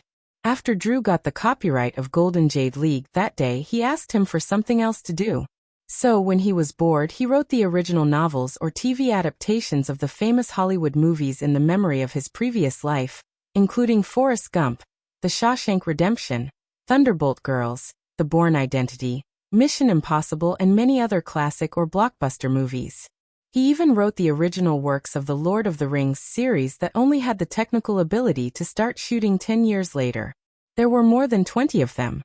He originally thought that the little girl would still choose one of them to operate, but he did not expect that the little girl was so greedy that she wanted to swallow them all. Eric raised his eyebrows, lowered his head, and started reading the thin proposal, written by the little girl. Drew, the word redemption is misspelled. It's missing an E. Come, let me teach you. Eric, if you continue to be like this, I'll be sad. The little girl showed an expression that she was about to cry. Eric quickly stopped joking, closed the document, and said, What are you thinking? I just want to do something, and I'm also very interested in this matter. After the girl finished speaking, she showed a pleading look. Eric, can you promise me? Eric rubbed the paper and calculated in his heart. Based on the average price of $2 million per copyright, it will cost at least $50 million to buy all of them. Drew thought that Eric was going to refuse, so he said anxiously, It's not like you can't take out the money. I've calculated that you can get hundreds of millions of shares this year, and I'm not asking for 50 million all of a sudden. Don't interrupt me. Eric gestured to the girl to calm down. Of course, I can take out $50 million. However, have you thought about it? If you suddenly buy the adaptation rights in such a big way, it will definitely alarm the other film companies in Hollywood. When others see you, they will definitely think of me. You know the situation of every movie I produce now. Therefore, they will definitely come to fight for the things I like. Even if no one fights, if the seller knows that I want to buy it, he will definitely take the opportunity to raise the price. Therefore, the final price will definitely be inflated. At that time, we don't know how much money we will have to spend. When the girl heard Eric's analysis, she lowered her head in disappointment and started picking at her fingers. When Eric saw the girl's disappointed look, he quickly thought of a compromise. Okay, Drew, don't be sad. How about this? It's definitely impossible to find a team to do this on a large scale, but you can hire 2 or 3 people. Their positions will be on flower pictures, and then you can slowly buy it in private, one by one. This way, it will be very quiet and won't alert the enemy. Moreover, this matter will be enough for you to be busy until you are 16 years old. When you are an adult, you can do more things that you want to do. When Drew heard Eric's suggestion, some hope was ignited. But is 3 people enough? Eric stretched out his fingers and explained to the girl, An assistant to help you with your daily affairs, a lawyer familiar with the law in this area, and a negotiator in charge of contacting the copyright holders. 3 people are just enough. There's no need for more. That's the only way, Drew said, still a little disgruntled. Eric continued, I'll ask Edward to recommend a lawyer. The assistant is also very easy. The key is the person in charge of the copyright negotiations. This person is very difficult to find. I'll find this person myself. Drew immediately raised her head and said. Eric looked at the girl and remembered that she had found Lawrence banned last time, so he did not object. Okay, this person is up to you. Also, don't make any promises in my name. Drew pouted unhappily. Am I such a stupid person? Smart people are even scarier when they do stupid things, Eric said with a smile. The girl snorted, unconvinced. She stood up and packed her bag. Then I'll be leaving first? Eric was about to nod when he remembered something. By the way, there's one more thing. Since you want to buy all the copyrights on the list, I'll make some comments on the adaptation rights that you want to buy. When the time comes, you'll have to follow the instructions and negotiate with the people. What comments? Drew sat down again. That is, some novels need to be adapted for at least 20 years, some need to be adapted permanently, and some TV series need to be bought together with the broadcast rights, and some only need to be adapted for a single time. Eric explained a little and flipped open the proposal that the girl had just given him. The last page happened to be his list. I'll give it to you tonight after I'm done with the comments. You're willing to go home tonight? The girl immediately pouted, but it was just a habitual complaint. Soon she stood up and said, There's nothing else this time, right? Then I'll go back first. Be careful on the road, Eric said to the girl's back. I know, old man.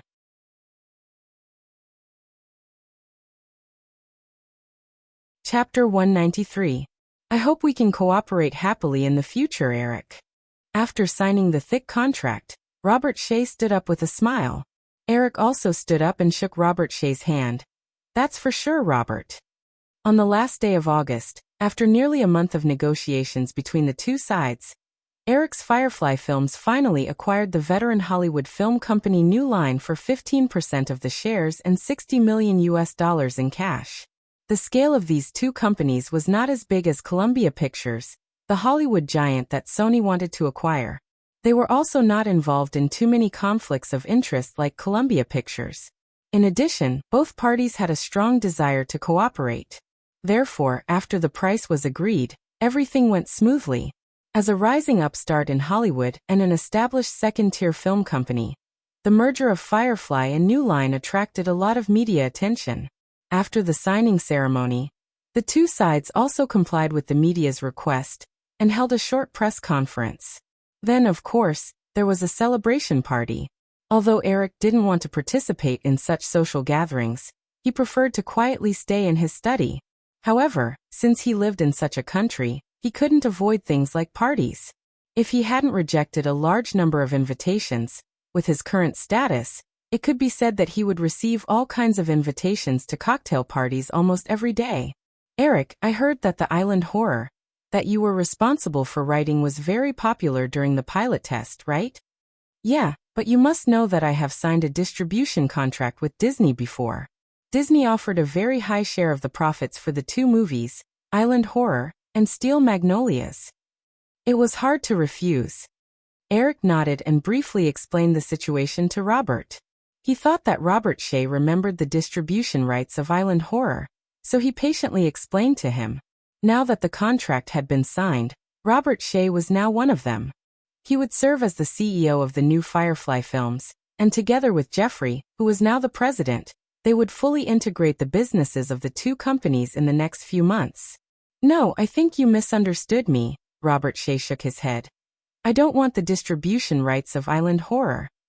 In fact, since Island Horror is very popular, then I think you must be good at writing horror scripts. So, I wonder if you can personally write the next script of A Nightmare on Elm Street. What do you think? Hearing Robert's request, Eric remembered the information about A Nightmare on Elm Street that he had read before. As a very important horror series in the New Line, Firefly collected more detailed data during the negotiation process. It was much more accurate than the chaotic memory in Eric's mind. Although the first A Nightmare on Elm Street only had $25 million at the box office, because the cost was very low, the New Line also made a lot of money at that time. Although the production and distribution costs of the next three movies gradually increased, they still made money in the end. However, the situation of the recent A Nightmare on Elm Street 5 was not optimistic. This new movie was released on August 11th. 3 weeks had passed since then, and it only earned more than $16 million at the box office. The final box office was about $22 million. After getting the share from the cinema, except for the production and distribution costs of about $10 million, the New Line did not make much money. After thinking carefully, Eric said, "Robert, the horror style of A Nightmare on Elm Street is already fixed. I definitely can't write any new scenes. In my opinion, according to the box office data of the latest, A Nightmare on Elm Street, I think this series can be temporarily stopped. Since the audience is already tired of the plot of Freddy killing people in their dreams, it will not be worth it if we force a sequel. If we freeze it for a few years and wait for the new generation of young audiences to grow up and the older generation of audiences to become nostalgic, then starting this series is the most suitable choice." When Robert Shea heard Eric's words, his expression changed imperceptibly. A Nightmare on Elm Street was the New Line's signature horror film series. Although from a rational point of view, he understood that what Eric just said was very reasonable, he still felt very uncomfortable. Just after signing the contract with Firefly, Eric planned to cut off the sequel to A Nightmare on Elm Street. This reminded him of ancient times when the king of another country annexed the power of the new territory and erased the other party's original mark. After all, Eric had lived 2 lives, so when he noticed the change in Robert Shea's expression, Eric quickly understood the other party's thoughts. He did not want to bury a rift in the cooperation between the two sides because of this low-cost horror film, so he quickly remedied. "However, Robert, this is just my personal opinion. You know, I'm still just a newcomer in Hollywood. There are a lot of things that I haven't thought about so clearly. So if you think it's necessary, the sequel to A Nightmare on Elm Street can continue to be produced. As far as I know, the 3rd and 4th movies both earned more than $40 million at the box office. Maybe this was just an accidental mistake." Robert Shea's expression eased a little. He also realized that Eric was compromising with him. Since the other party had made a concession, of course he would not insist. "Then, Eric, we'll do as you say, but I don't think it's good to end it immediately. Next year, we'll make a final chapter. Well, let's call it A Nightmare on Elm Street. We'll temporarily end this series. I believe that with the gimmick of the final chapter, it will definitely achieve good box office. This is indeed a good idea." Eric also admired Robert Shea's wit, so he took the opportunity to make a small promise. "Maybe I can help with the script for the last movie." "Really?" Robert Shea could not help but confirm again. He thought that Eric's words just now were a clear rejection. The value of Eric's script was recognized in Hollywood. Of course. Eric nodded decisively. At the same time, he added a sentence in his heart. Of course, he would not participate in the signing. He did not care about the fame and benefits of A Nightmare on Elm Street. But if he signed his name and the last movie did not have a good reputation, he would definitely be scolded. And among a large group of main creators, even if he was just a screenwriter, he would definitely be the most conspicuous one. He would definitely become the focal point of the fans' firepower. Although it was said that if one stood by the river, one's shoes would eventually get wet, Eric did not want to be involved with bad movies after just 1 or 2 years. The box office success of producing movies was the sharpest bargaining chip in his hand now. If the weight of this important bargaining chip was reduced because of 1 or 2 bad movies that had little to do with him, it would definitely not be worth it. At the same time, this was also the reason why Eric temporarily only copied the classic movies in his mind, and did not make a movie that completely belonged to him according to his own wishes. Perhaps in a few years, everything would be settled and his position in Hollywood would be completely unshakable. Then he would definitely make a few movies that did not exist in his previous life, and that he was very interested in.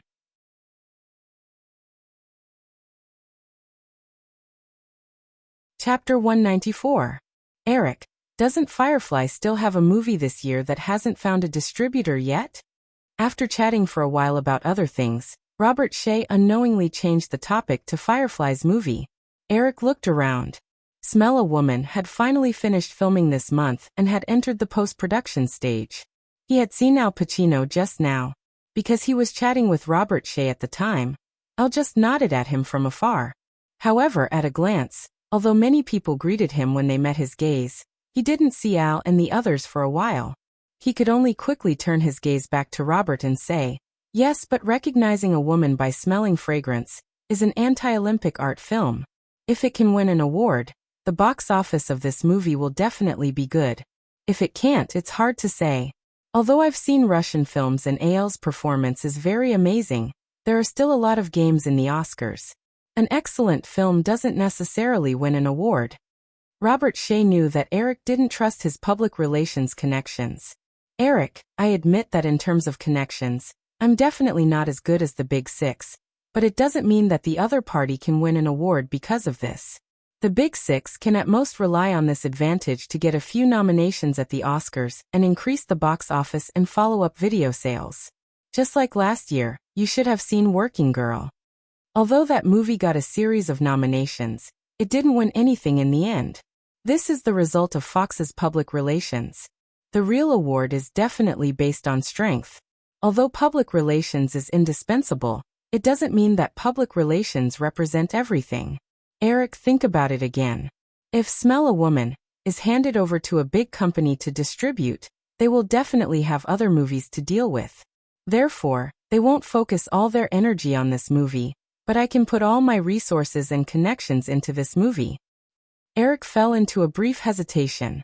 Robert Shea knew that Eric had changed his mind, so he quickly said, Eric, haven't you noticed? This year is a typical Oscar year. Eric showed a puzzled expression. He vaguely remembered that there was such a saying, but he didn't know much about it.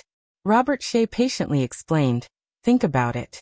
Last year, there was Dustin Hoffman's Rain Man, Jodie Foster's The Defendant, as well as a series of Oscar hits like Unexpected Traveler, Mississippi is Burning, and Dangerous Liaisons. In the previous Golden Globe Award for Best Actress in a Drama category, there were 3 yokes because of this. For the first time, there was a situation where 3 people won Best Actress at the same time. That was the standard Oscar year. But it's different this year. 2/3 of the year has already passed, and I haven't even seen a shadow of an Oscar hit film. You might say that those films will definitely be released at the end of the year, but I still pay some attention to this aspect. In my memory, there are no new works by famous directors or famous actors that will be released at the end of the year. That's why I'm sure that this year will be the year of the Oscars. As long as it's as you said, Mr. Al Pacino's performance in Knowing Women by Scent was amazing. Then, with him having been nominated for Best Actor several times before, it's easy to imagine the final result. Eric fell into deep thought. He didn't pay attention to Robert Shea and directly ignored the possible achievements of Pretty Woman and Dark War at the Oscars. He knew that he was not even 20 years old, and the conservative style of the Film Academy would definitely not award him any awards. It would be good enough if he could get a few nominations. He was thinking about what Robert Shea said about the year of the Oscars. With Robert Shea's explanation, Eric also remembered more about the year of the Oscars in his previous life. In his memory, Knowing Women by Scent seemed to have only one Best Actor. Eric didn't know who it was nominated for Best Picture. But if this year was really the year of the Oscars, Knowing Women by Scent would definitely have the possibility of competing for Best Picture. Eric? Robert Shea waited for a while, but seeing that Eric didn't respond, he couldn't help but remind him. When Eric heard his name, he suddenly stopped thinking. He accidentally shook his wrist and almost spilled the red wine. Oh, sorry, Robert. I was a little distracted. Robert Shea asked, what do you think? Eric didn't react for a while after Robert's long speech. About the release of Knowing Women by Scent. Robert Shea seemed to remind him patiently. Eric was a little conflicted. If this year was the year of the Oscars, it would be safer to let the Big Seven handle Knowing Women by Scent. Before the brothers Wayne and Stan became Oscar gold medalists, the big film companies still had an absolute advantage in the public relations aspect of this award.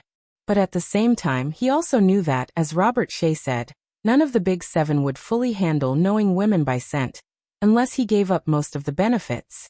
But wasn't winning an award for benefits? Eric was about to agree, but Al Pacino finally came out of nowhere and walked towards him. Eric remembered his promise to Al. This movie was created for Al Pacino to win Best Actor. Then, if he listened to Robert Shea's suggestion and released the new line after the merger with Firefly, he would definitely have to take a certain risk in the public relations aspect of the award. Although the possibility was very small, what if Al missed out on the Oscar for Best Actor because of the butterfly effect? At that time, It would be hard to guarantee that Al would not be estranged from Firefly because of this matter. Eric personally valued his partnership with Al Pacino. The 1990s was also the peak of Al's acting career. If he maintained a good relationship with him, Firefly might have more benefits in terms of box office and awards. Since that was the case, Lindley decided to leave the decision to Al. Although there was a high chance that Al would agree after being tricked by Robert, it was unlikely that Al would vent his anger on the Fireflies if something really happened that had a very small probability of happening. Robert, regarding this matter, I personally agree, Eric said. Without waiting for Robert to reveal a happy expression, Eric continued, however, smelling women was a decision I made in order to invite Al to participate in Wind and Moon. Although Al has now obtained more because of Wind and Moon, I can't ignore my initial promise. Therefore, if you want to keep the distribution rights of Smelling Women, you still have to convince Al. Oh look, he's here. Eric casually put the goblet on a passing waiter's tray and walked towards Al Pacino. Al, long time no see. Al Pacino gave Eric a warm hug. Long time no see, Eric. You look more mature and handsome than before. You're even more charming to the girls. Don't forget to give us old men a way out. Haha, can't you find a beauty with your methods? Eric joked with Al for a while before introducing him. Al, this is Robert Shea. Robert, this is Al. Actually, you don't need to introduce us. We know each other, Al said as he shook hands with Robert Shea. Hello, Robert. I believe that cooperating with Eric was the right choice. Robert Shea smiled. I hope so too. Then, we were just talking about Wind and Moon. You guys talk. I'll go to the washroom first. Eric pointed to the corridor not far away. Although Al Pacino wanted to chat more with Eric, he could only nod when he saw where he was pointing. Eric casually greeted the guests and walked slowly to the entrance of the banquet hall. He passed through the crowd and had just stepped into the corridor when a petite red body bumped into him. She cried out and fell backward. Eric quickly reached out to catch the girl and held her in his arms. It's you. You're a Gabe. Eric recognized the face at first glance, but he couldn't think of the other party's name immediately. Although he had miraculously copied the memories of his previous life because of his transmigration, this body did not have the ability to remember everything he saw. Gabriel Anwar, the girl replied softly. The young woman replied softly. She had been happy to discover that it was Eric who was hugging her, but when she realized that he didn't recognize her, she felt a sense of loss. She placed her small hands on Eric's chest, forgetting to ask him to let go of her. Only then did Eric remember that this was the girl who had come to Los Angeles alone from the UK to attend the audition when he had met her by chance during the audition for Dark Battle. She was also the heroine of the amazing tango dance in Knowing a Woman by Smelling Her Scent. A middle-aged man turned into the corridor from the banquet hall with his head lowered and looked at the couple hugging strangely. Eric turned his head when he heard the commotion. The man recognized Eric's identity at a glance. He laughed dryly and quickly shrank back. Eric recognized that the man was an employee of Firefly. Although the man's reaction seemed a little extreme, it was not hard to imagine that he had discovered his boss being intimate with a woman who was obviously not his boss's official girlfriend. In such a situation, he had to leave to prevent himself from being bullied. I'm really sorry for bumping into you just now, Miss Anwar.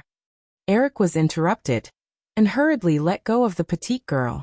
He even subconsciously brushed the hair that had fallen in front of the girl's forehead. It's okay. The girl shook her head.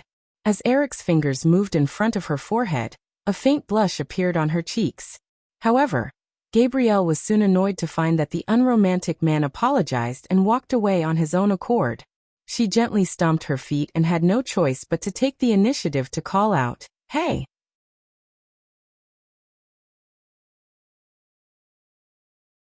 Chapter 195. Eric stopped in his tracks and turned around. Is there anything else, Miss Anwar? After the girl shouted, she regretted it a little. She felt that she had acted a little too hastily. However, since she had already shouted, she could only muster up her courage and say, Mr. Williams, can I invite you to dance with me later? Eric looked at the girl's petite body wrapped in a deep red V-neck dress and the short leather shoes under her slender calves. He naturally thought of the amazing tango scene in Knowing a Woman by Smelling the Fragrance. He smiled and asked, "Is it tango?" Gabrielle nodded. The corners of her lips curled up, and there was a natural mischievousness in her smile. "If you want to." "Okay, wait a moment." Eric pointed to the end of the corridor. The girl nodded knowingly and watched as Eric turned to leave again. It was not until his figure disappeared behind a door that she quickly raised her small hand and patted her chest a few times. At the same time, her small head was quickly thinking about what she should say and do later to attract more attention from this man of the same age as her. After being lucky enough to get the role of the tango girl in Knowing a Woman by Smelling the Fragrance, Gabrielle had been in the United States for several months. As her understanding of Hollywood deepened, she became more determined to stay in Hollywood. Although the tango scene in Knowing a Woman by Smelling the Fragrance was only a few minutes long, due to Al Pacino's strict requirements, it took more than a week of filming in a New York hotel. During this time, the girl stayed with the crew the whole time. She was surprised to find that everyone in the crew, from the director to the stage manager, was polite to her. Although as a newcomer, she often made mistakes during the more than a week of filming, and some of her mistakes were even low-level. From beginning to end, the director, Martin Brest, and the male lead, Al Pacino, never got angry with her. At most, they frowned to express their dissatisfaction, but then began to patiently explain the essentials to her. In the beginning, Gabrielle thought that the two men were good-tempered people, but on the third day of filming, an extra was distracted during the scene, causing a complicated scene to have to be repeated several times. Al Pacino was so angry that he smashed something and scolded the extra with harsh words. The extra was so angry that he left the crew in shame. Moreover, she later found that the director, Martin Brest, was not a good-tempered person. Therefore, he was curious as to why he had received such special treatment. It was only after a small incident that she understood the reason for everything. The cause of the incident was the young man named Matt Damon. After a few days of contact during the shoot, he developed a good impression of her, so he came over to chat her up. In the end, this matter was found out by Al Pacino. She saw with her own eyes that Al Pacino called the hothead into the room and gave him some instructions. After that, Matt Damon stopped paying attention to her. After this incident, the girl finally figured out something. It turned out that the reason she had received such treatment was that she had been recommended by Eric Williams. And more importantly, they might have thought that she was Eric's lover, so they treated her with courtesy. Because of this, as a newcomer actress, she had not encountered any of the harassment that she might have encountered. It seemed like a miracle. Even when she was in the UK, although her father and mother were in the television industry and could do their best to protect her, she still encountered harassment when she was acting in TV dramas. Because of this misunderstanding, she had gained a lot of benefits. Therefore, the girl had no intention of clarifying from beginning to end. Even when chatting with people, she always mentioned Eric's name as if nothing had happened, giving people some kind of hint. Now, most of the people who knew her, including her agent and even the general manager of the agency, Kapoor Sid, classified her as Eric's lover. And they did not look down on her because Eric Williams was now single. Maybe she would be lucky enough to be promoted to his official girlfriend, or even his wife. But she knew that she had nothing to do with Eric. She had only spoken a few words to him and met him once. As time went by, she even began to worry about what would happen to those who realized that they had been deceived once this fact was discovered. Especially the agent in charge of her. She did not know whether it was intentional or not, but these days he had asked her several times if she had been on a date with Eric recently. "Hey, what are you thinking about?" A voice suddenly sounded in her ear, interrupting Gabrielle's thoughts. When the girl saw Eric appear in front of her, she quickly shook her head and said, "Nothing. Let's go in," Eric said casually. He did not care. "Well, okay," the girl said. She boldly took a step forward and stretched out her arm to hold Eric's arm. Eric saw the girl's sudden intimate action and looked at her with interest. Gabrielle lowered her head, not daring to look into Eric's penetrating eyes, but she stubbornly did not let go of Eric's arm. Eric chuckled and did not expose the girl's thoughts. He just felt a little regretful that his arm did not feel as soft and comfortable as before. Eric, I've decided that knowing women by smelling fragrance will be released by Firefly itself. I think what Robert said is very reasonable. Al Pacino said with a smile as he stepped into the hall again and saw Eric at a glance. Seeing Gabrielle leaning on him, Al Pacino did not shy away from the girl and winked at Eric. Eric had actually expected this result. Robert Shea could even persuade him, let alone Al Pacino. The more eager Al was for the award, the easier it was for him to listen to Robert Shea's words. For Al Pacino, who had missed out on many Oscars in a row, it was difficult for outsiders to understand his desire for an award. I believe this will be a good choice. Eric nodded and said with a smile. By the way, Al, do you have a plan for your next movie? Al Pacino shook his head. I plan to take a break for a while. Kapoor suggested the same. 2 movies this year are enough for me. Kapoor said that it's best for me to wait until after the next Oscars before considering my next movie. After that, Al Pacino paused and looked at Eric's expression. He immediately said, But Eric, if it's a movie you produce, I'm available at any time. No, Al, I don't have any movies suitable for you recently, Eric explained. Actually, you should have heard that I produced a TV series. Al immediately laughed. Of course I've heard. I also know that you went to direct 2 episodes yourself. Eric, your ideas are really different. Among the directors I know, if it's not because they can't make a living, very few are willing to make a TV series. By the way, you said this is... Eric said. Actually, it's like this. I'm producing a sitcom, and I want to invite you to make a guest appearance in an episode. This... Al Pacino suddenly hesitated. It was not a big deal to make a guest appearance in a TV series, but he was worried about the reputation of the TV series Eric produced. If the ratings of that TV series were very bad, then making a guest appearance in it would be no different from acting in a bad movie. He still had lingering fears about the bad movie that caused him to quit acting a few years ago. Therefore, he cherished his reputation even more now and did not dare to agree immediately. Eric also knew that this matter could not be forced, so he said, Al, this TV series will be broadcast as it is filmed. It just so happens that the premiere episode is on September 3rd on Fox TV. I know what you're worried about. How about this? If the average viewership of the TV series is less than 15 million, then forget about it. If it's higher than that, I hope you can consider it. Then I have no problem. Al Pacino immediately agreed when he heard Eric's promise. He still had a certain understanding of TV series. If an American TV series viewership exceeded 15 million, it would be considered a hit. His guest appearance in it would be in line with his identity, and it would also help to increase his popularity. Then it's settled. You can take some time to watch this TV series. Al smiled and said, The first 2 episodes were personally filmed by you, the great director. I will definitely watch it on time. By the way, can you tell me what kind of role I will be playing? Of course, I want you to make a guest appearance as yourself. Myself? Yes, Eric said. The general plot is like this. Among the 6 fixed protagonists in my TV series, one of them is an extra. One day, he received a contract to play your nude double.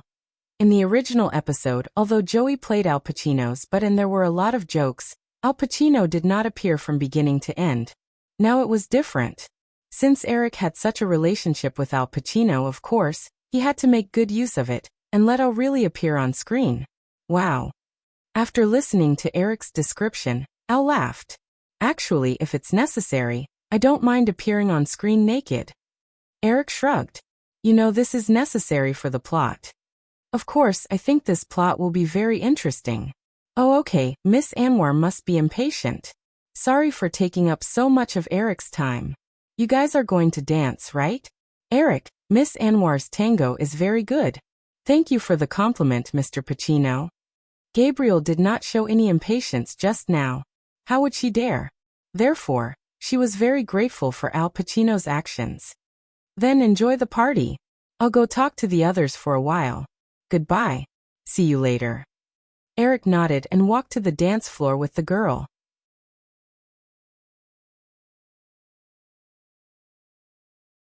Chapter 196. What have you been doing after filming? Smell the fragrance. On the dance floor, Eric held the girl's waist and swayed gently. Although he had just said that he wanted to dance the tango, in fact he didn't. Because the music and atmosphere of the scene were not suitable, Eric wasn't that enthusiastic. What's more, even if he really wanted to dance, he didn't know how to do it at all. Gabrielle put her arm around Eric's shoulder and looked up at Eric. My agent recommended me to be the second female lead in a romantic comedy. I have a lot of scenes and the pay is good. I have already passed the audition and will be joining the crew soon.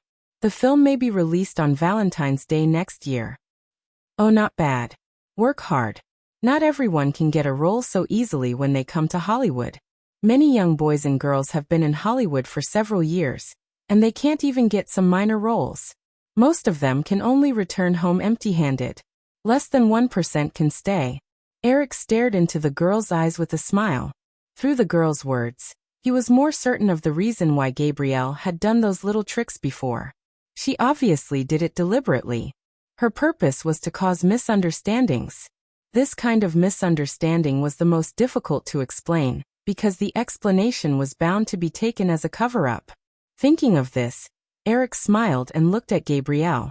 He asked, "So, what do I get in return?" I don't know what you are talking about." The girl's body stiffened for a moment. Apparently, she realized that Eric had discovered her little trick. Her eyes flickered as she replied softly. But how could she not know? She was just like an ostrich burying its head in the sand. She wanted to deliberately ignore it. However, if it were not for him, how could she, an English girl who came to Hollywood alone, with no connections, no background, and not very good acting skills, get two important roles in just half a year? Moreover, UTA must have misunderstood her identity, so they took care of her and got her the role of the second female lead in the romantic comedy. Following Eric's movements, the girl looked around worriedly. There were still many people on the dance floor. Although the lights were not bright enough, it didn't affect her vision at all.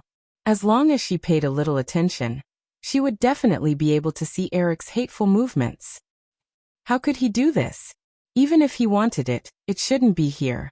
The girl thought so in her heart, but she could only bury her head in front of Eric and play the role of an ostrich again. Fortunately, Eric didn't go too far. After punishing the girl a little, he let her go. However, when Gabrielle secretly looked around, she still saw the meaningful looks in the eyes of several people around her. A few female celebrities who knew about Eric's identity saw the intimate posture between Eric and the girl, and their faint disdain towards Gabrielle hid unconcealable envy in their eyes. If it were possible, they would definitely not mind replacing the woman in Eric's arms with one of them. That little B*TCH still looks so reluctant. She's really a B*T. A young female star on the dance floor saw Gabrielle's expression and cursed in her heart. After the party started, she took the initiative to strike up a conversation with Eric, but unfortunately, Eric didn't even have the intention to chat with her. Eric didn't mind the looks of others at all. After all, his reputation as a playboy had already spread. He motioned for Gabrielle to raise her head and said without any doubt, "Come on, look at me. I like this expression." Gabrielle's body was so weak that she couldn't and didn't dare to resist. She obediently raised her head and stared at Eric with her charming slender eyes. Her small mouth was slightly open, and she gently exhaled hot air.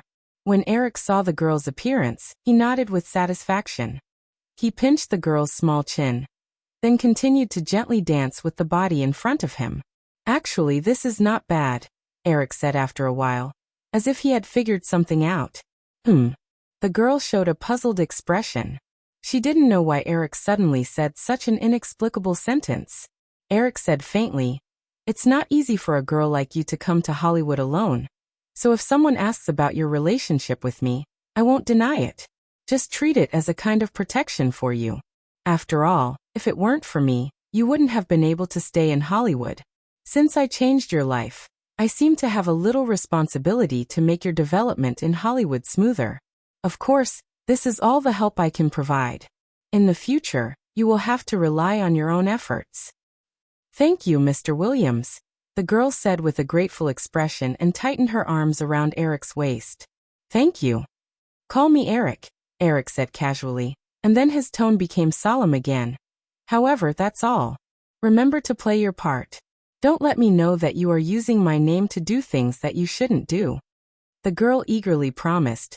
I won't, I definitely won't. Being able to get such a promise already made her overjoyed. That's good. Eric smiled. Don't be so nervous. In fact, even if you want to do something, it won't be too easy. I'm just reminding you in advance. Okay. The girl leaned her body against Eric's body and answered softly. By the way, do you have any hobbies? Eric suddenly asked without rhyme or reason. Gabriel didn't know why Eric would ask such a question. He hesitated for a moment before replying. Reading, dancing, and maybe sleeping. If there's nothing to do, I'll sleep for the whole day. Actually, I'm very lazy. Eric showed a dissatisfied expression, shook his head and said, that won't do. Then plant a pot of flowers, so that I can often help you with it. The girl blinked and then laughed out loud. She took the initiative to tease him. I have a cactus at home. Is that okay? Eric also laughed. In fact, this was just a little joke. If he wanted to go to a woman's house, what reason did he need to find? But now Eric said seriously, raising a cactus also requires skill. How about we go and see it now? Of course. The girl gently winked at Eric. The two quickly left the party, and under Gabrielle's lead, they came to a small apartment in West Hollywood. Because Eric hadn't been home, when the two just arrived at Gabrielle's place, the mobile phone that Eric carried with him rang. It was a call from Drew. She also told Eric a piece of good news. She had obtained the rights to several movies and couldn't wait to let Eric go back to take a look.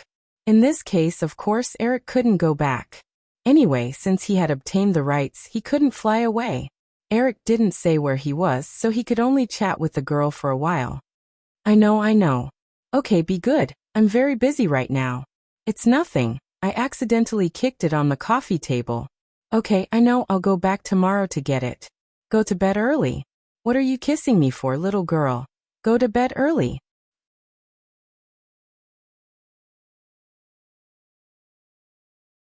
Chapter 197. The sunlight that seeped in through the gaps in the curtains showed a bit of a bright feeling. In the early morning of September in Los Angeles, the temperature was just about 22 degrees. Eric remembered that this was the golden temperature that the human body could tolerate. He quietly found his clothes and put them on while looking at the girl who was still sleeping soundly. Because the blanket was scattered to the side, the girl's naked body was unreservedly displayed in front of Eric. Because of her Oriental ancestry, the girl's skeleton looked delicate and small, and her skin was smoother and more delicate than Western women. Even after Eric finished tying his tie and putting on his coat, the girl showed no signs of waking up. Eric looked at the cute way the girl was sleeping with her right thumb in her mouth like a baby. He couldn't help but feel a little excited as he gently sat down beside the girl. As if she felt Eric's breath, Gabrielle suddenly opened her eyes. Ah! Gabrielle quickly jumped up and pulled the blanket to cover her body. After seeing Eric's smiling face, she recalled what happened last night and breathed a sigh of relief. Good morning, Eric. The girl seemed to be a little apologetic for losing her composure. She immediately smiled and took the initiative to greet him. Good morning. Eric smiled and shook his finger at the girl. I didn't expect you to be so cute when you sleep. Am I? The girl lowered her head shyly. The moment she opened her eyes, she saw Eric's movements and remembered some scenes from last night. Eric smiled and nodded. Of course, it's the first time I've seen a girl who likes to bite her finger when she sleeps. I don't know. The girl's eyelids were still lowered. She gently glanced around as if she was looking for something. Eric considerately gathered a few clothes and handed them to the girl. He casually said, "This is nothing." In fact, many people don't know that they snore when they sleep, and they don't even admit it when they wake up. Gabrielle, who was about to secretly put on her underwear, looked up in horror. I'm not snoring, right? If something like this happened to her, she would never have the face to see her again. Of course not. Eric quickly shook his head. Seeing that Gabriel seemed to be extremely frightened, he quickly explained with a smile, "Don't worry, I was just giving an example. Oh. The girl breathed a sigh of relief and gently put on her clothes. Seeing the girl put on her underwear and walk barefoot to the wardrobe, Eric said, "Baby, I think I have to go." Gabrielle, who was standing beside the wardrobe and thinking about what to wear today, paused and turned her head. Her eyes were filled with anticipation as she asked softly, "Eric, can't we have breakfast?" Eric looked at his watch and said, "It's almost 8:30 now, and there might be a traffic jam on the road. I don't know if I can get to the company by 9. I have to fly to Venice at 2 o'clock in the afternoon, so there are some things I need to deal with quickly. At 10 o'clock, I have a meeting with Robert and Jeffrey about the merger of Firefly and New Line. My new movie schedule is also out, and I need to take a look at it personally. In short, I have a lot of things to deal with in the next 5 hours." Seeing the girl twiddling her fingers in disappointment, Eric's tone softened as he spoke. He even felt a sense of heartless guilt in his heart. He waved his hand and gestured. Is there a breakfast restaurant nearby? Maybe we can have breakfast together. 10 or 20 minutes won't make much of a difference. Of course, can I wash my face first? The girl looked up in surprise and nodded like a chicken pecking at rice. Since he had already made up his mind, Eric didn't care about the time. He said, "Take a shower, but it's best if you hurry. I don't have much time." Then wait a minute. The girl excitedly picked out a few clothes, tiptoed into the bathroom, and came out again in less than 15 minutes. She was already wearing a light blue one-shoulder dress, and black stockings made her legs look slender and long. Her hair was tied into a small bun, and she casually picked a pair of high heels from the shoe rack next to her. She stood up and said to Eric, "Okay, let's go. The restaurant is just 40 or 50 steps across the street." The two left the apartment like an ordinary couple who got up early. They found a small restaurant according to Gabrielle's instructions, and had breakfast together. Only then did Eric leave with Gabrielle reluctantly. When Eric appeared at the company, Jeffrey asked anxiously, "Eric, it's almost 9:30. What's wrong with you today? Your mobile phone is also turned off. Don't you know how tight the time is today?" Eric had always maintained a very regular lifestyle, and had never been late. Today, there were so many important things waiting for him, but he was unexpectedly late. No wonder Jeffrey was anxious. Facing the anxious old man, Eric explained awkwardly, "Sorry, Jeffrey, there was a traffic jam." Jeffrey immediately retorted, "That's impossible. There's no traffic jam from where you live to here. It's not like I don't know this road. Actually, I came from West Hollywood." Eric immediately raised his hands and explained honestly. Jeffrey was stunned and quickly understood something. At the same time, he realized that he had overstepped his boundaries. After all, Eric was his boss. Although he knew that Eric would not mind if he was a little harsh, he was not Eric's elder after all. Occasionally, when he lectured Eric, Eric would not say anything out of respect for him, but after a long time, anyone would be dissatisfied. With a soft sigh, Jeffrey could only relax and say, "Well, there are a few documents that need your signature. I have asked Alan to categorize them and put them on your desk. You have half an hour to deal with them. Robert is almost here with his people. I'll go to the conference room to prepare. I'll deal with it now." Eric nodded to Jeffrey and walked quickly to his office. Jeffrey also went to prepare his own things.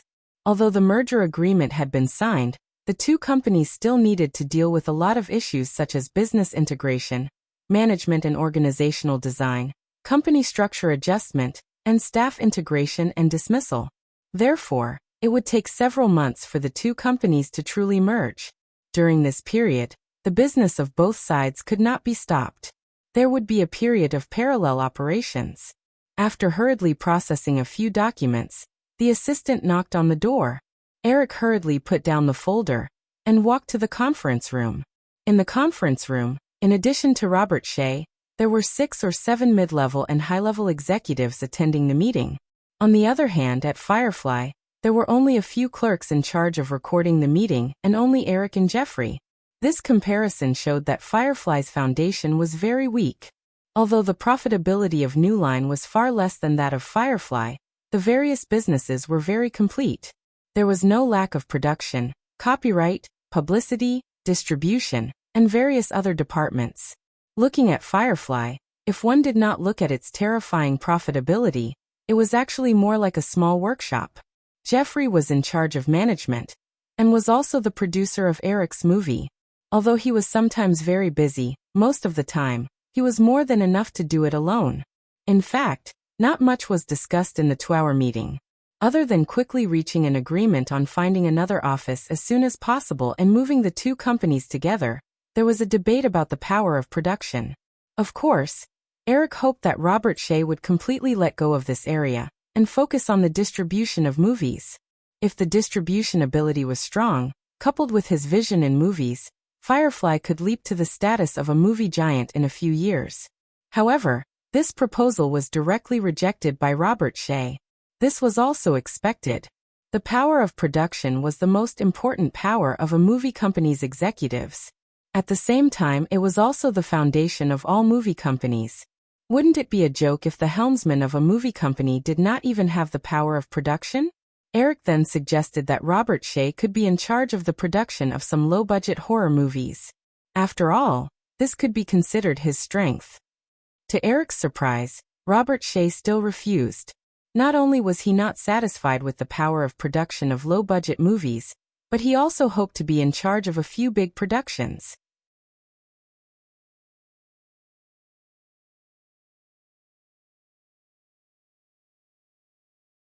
Chapter 198. Jeffrey did not leave either. Instead, he sat on the sofa in Eric's office and ate his lunch. At the same time, he discussed some issues with Eric. Eric, other than Dark War, the cost of all our movies is less than $25 million. Don't you think it's too much to give Robert Shea a budget of $50 million for 2 movies? Hearing this question, Eric's face tensed up. He finished his lunch in a few mouthfuls and pushed it aside. He took out a tissue and wiped his mouth. I don't want to, but if I want Robert to do his best, I have to give him some benefits first. It's only $50 million. Although I said that I would give him full authority, if Robert's movie is not good enough, I definitely won't sign the project proposal. Jeffrey did not doubt Eric's judgment in movies at all. Hearing Eric's words, he was relieved. However, Eric, it's not a good thing for Robert to have too much power. There's nothing to worry about. Eric signed his name on a document and quickly switched to the next one. As he browsed through it carefully, he said, "Once we've integrated the resources of the new line and completely integrated the new line with the Fireflies, the rest will be much simpler." Jeffrey's heart skipped a beat. He thought to himself, this little guy is really black-hearted. He's already thinking about getting rid of Robert Shea. However, Eric did have the ability to do so. After all, Robert Shea only had 15% of the shares, and Eric had absolute control of the shares. If he wanted to remove Robert Shea from his position, he did not even need to go through a meeting. He could just sign a document. Do you think I'm getting rid of him after he's outlived his usefulness? Eric smiled and looked up at Jeffrey. Jeffrey smiled awkwardly, but he still admitted generously, I do feel that way. You know, Jeffrey, I'm not a heartless person. If Robert could play his part and do things within his capabilities, I would definitely not do something like beating up the chef after a meal. Unfortunately, he is too ambitious. You must have noticed that he brought so many people here today as a demonstration. He wants to tell us that he is very important to Firefly. I'm suddenly worried. Upon hearing Eric's words, Jeffrey said, Look, those people today are all Robert's subordinates. If you chase him away in the future, will they leave with him? Eric shook his head and said with a relaxed expression, Do you think that if Firefly develops, those people under him will give up their annual salary and bonuses of tens of millions of yuan and leave with him to start a new business? Or perhaps, there were a few other big movie companies with so many vacant positions that they could poach them all? None of that is possible. Now that Robert has left, I'll just find another CEO to take over the distribution channels that have already been perfected. But, Eric interrupted Jeffrey and said patiently, Jeffrey, actually, you don't have to worry so much. I said that I might chase Robert away, but that's not necessarily the case. Maybe in a year or two, he will realize his strengths and stop interfering with the production and concentrate on the distribution. I won't have to do this kind of thing. Robert's talent in the distribution of movies is still unquestionable. I understand. Jeffrey nodded helplessly and began to eat with his head lowered.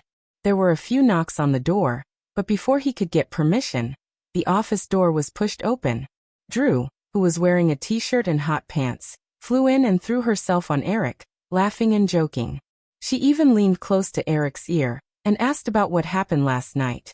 Alan, who was standing at the door, patiently smiled as he watched the girl and Eric fool around. When Eric turned his attention to him, he said, "Eric, the luggage and car are ready.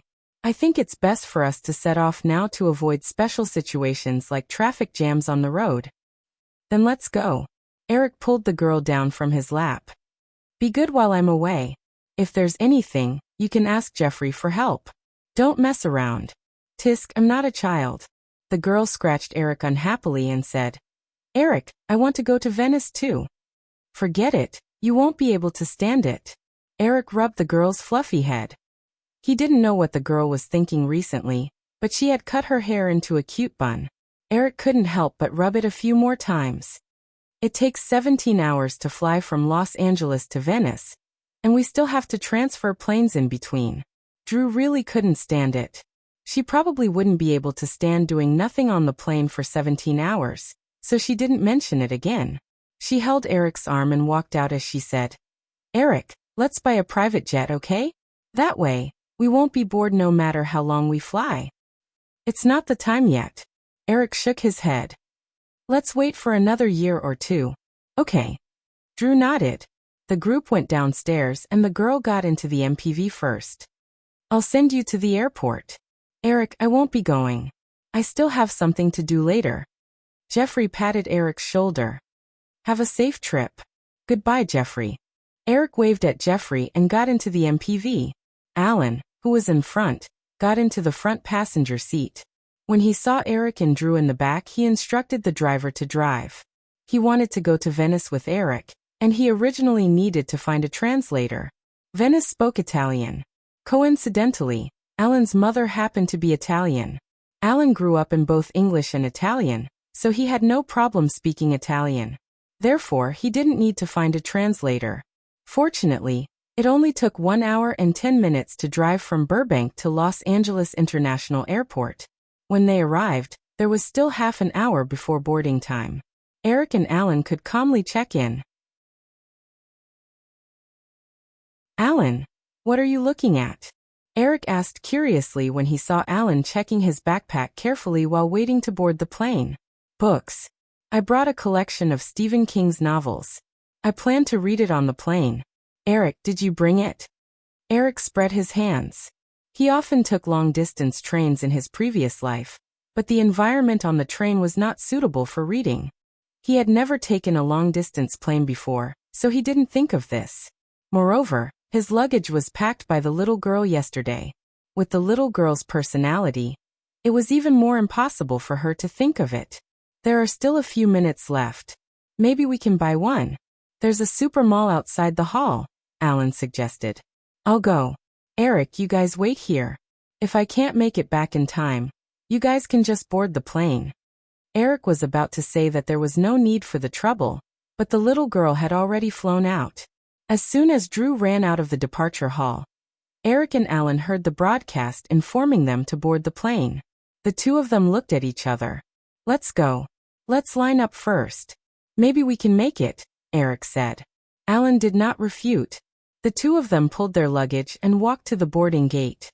10 minutes later, only Eric and Alan were left at the boarding gate. The other passengers had already entered, and the staff next to them began to remind them to go in.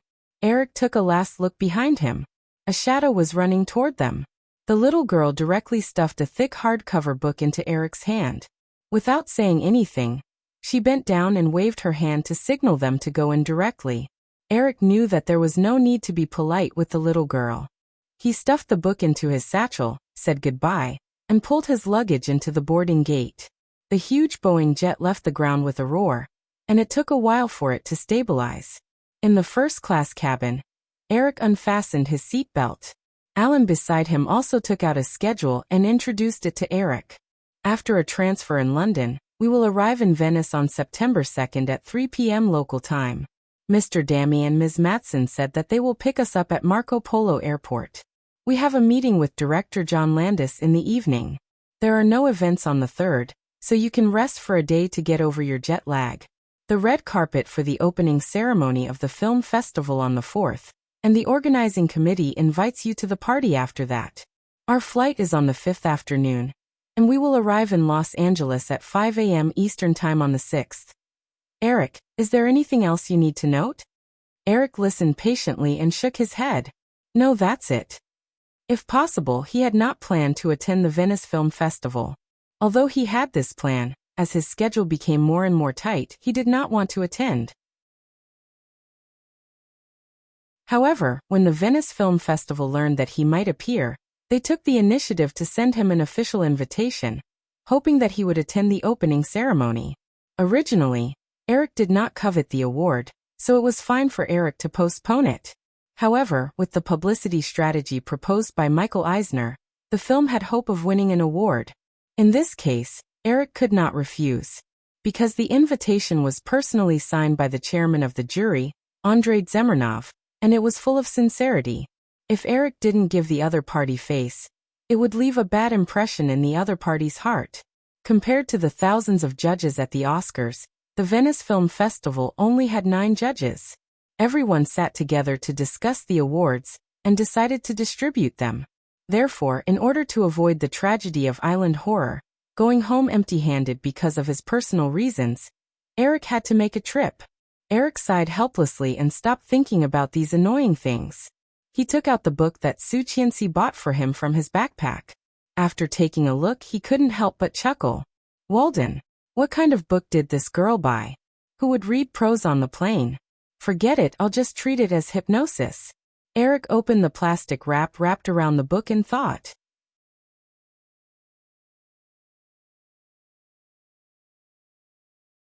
Chapter 199.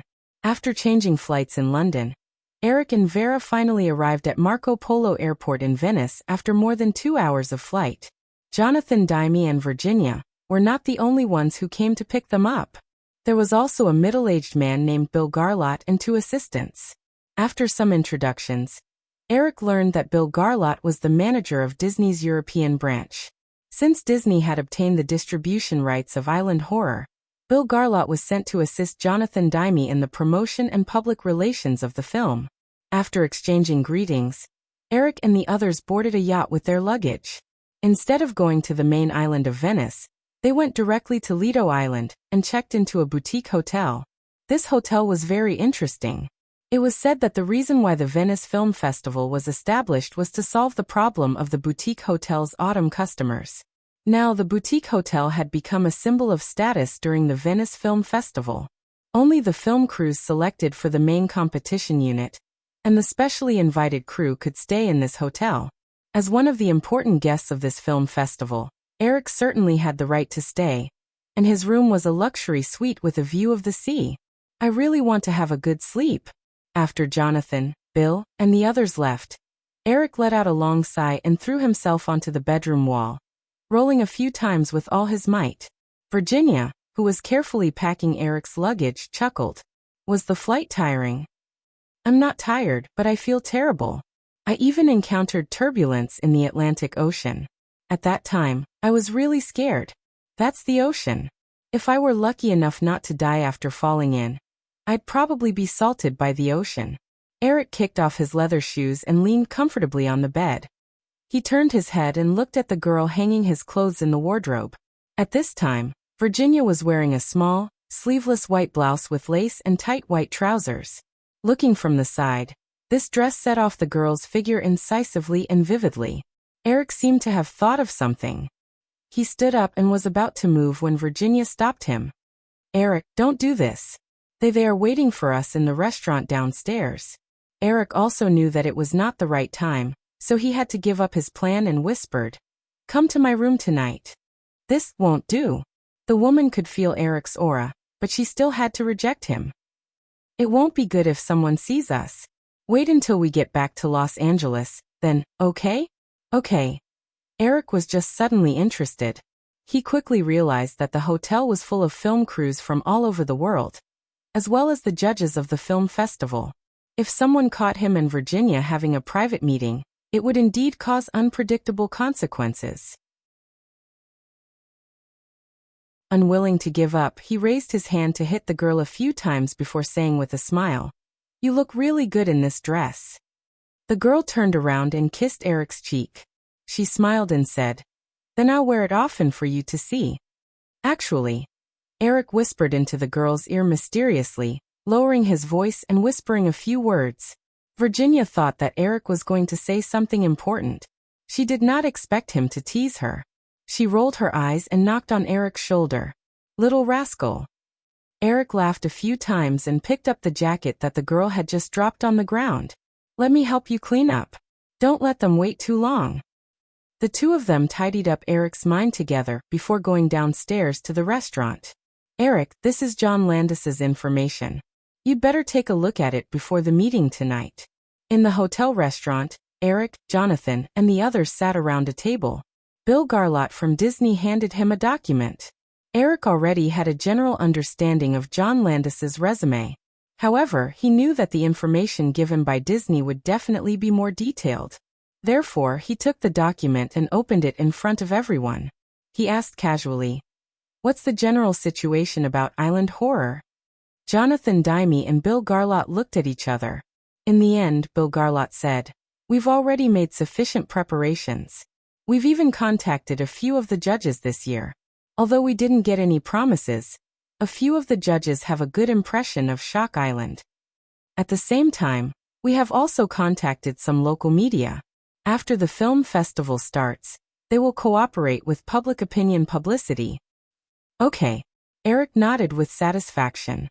In fact, for a film festival like Venice, this was enough for the public relations department.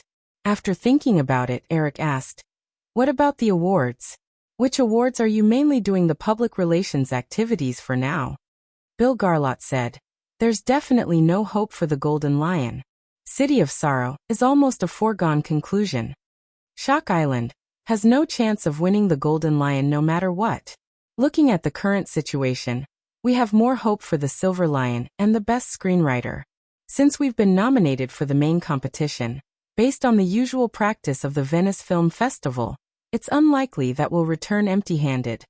After Bill finished speaking, Jonathan Dime and the others looked at Eric in unison.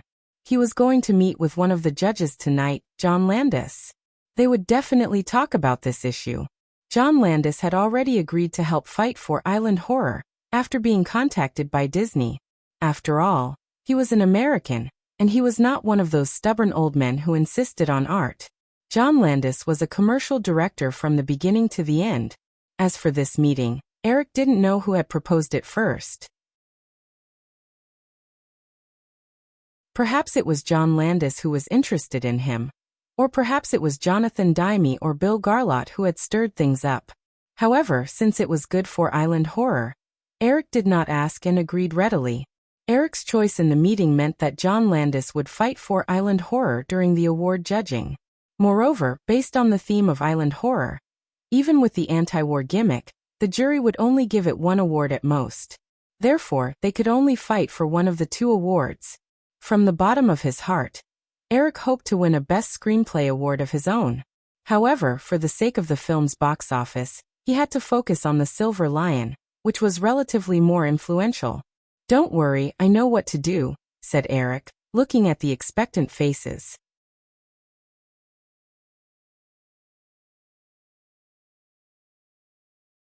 Chapter 200. Everyone seemed to breathe a sigh of relief. They were also worried that Eric would stubbornly choose the Best Screenplay award. After all, Eric had now achieved achievements in the box office that most people would never be able to achieve in their lifetime. Therefore, his desire for individual film awards would be stronger. If Island Horror won the Silver Lion, it would belong to the entire team. If he won the Best Screenplay award, it would definitely belong to Eric alone. "Eric, it's actually nothing. I think the Oscars are your real stage." As if to appease Eric, Bill Garlot said so. Jonathan Dime also nodded. Eric shrugged noncommittally. "Thank you, Bill. If only those stubborn old men at the Film Academy thought so too. They all laughed and talked about a few more things before parting ways. Eric returned to his room with the information about John Landis. This time, in order to avoid suspicion, Virginia didn't follow, and Alan stayed in another suite downstairs.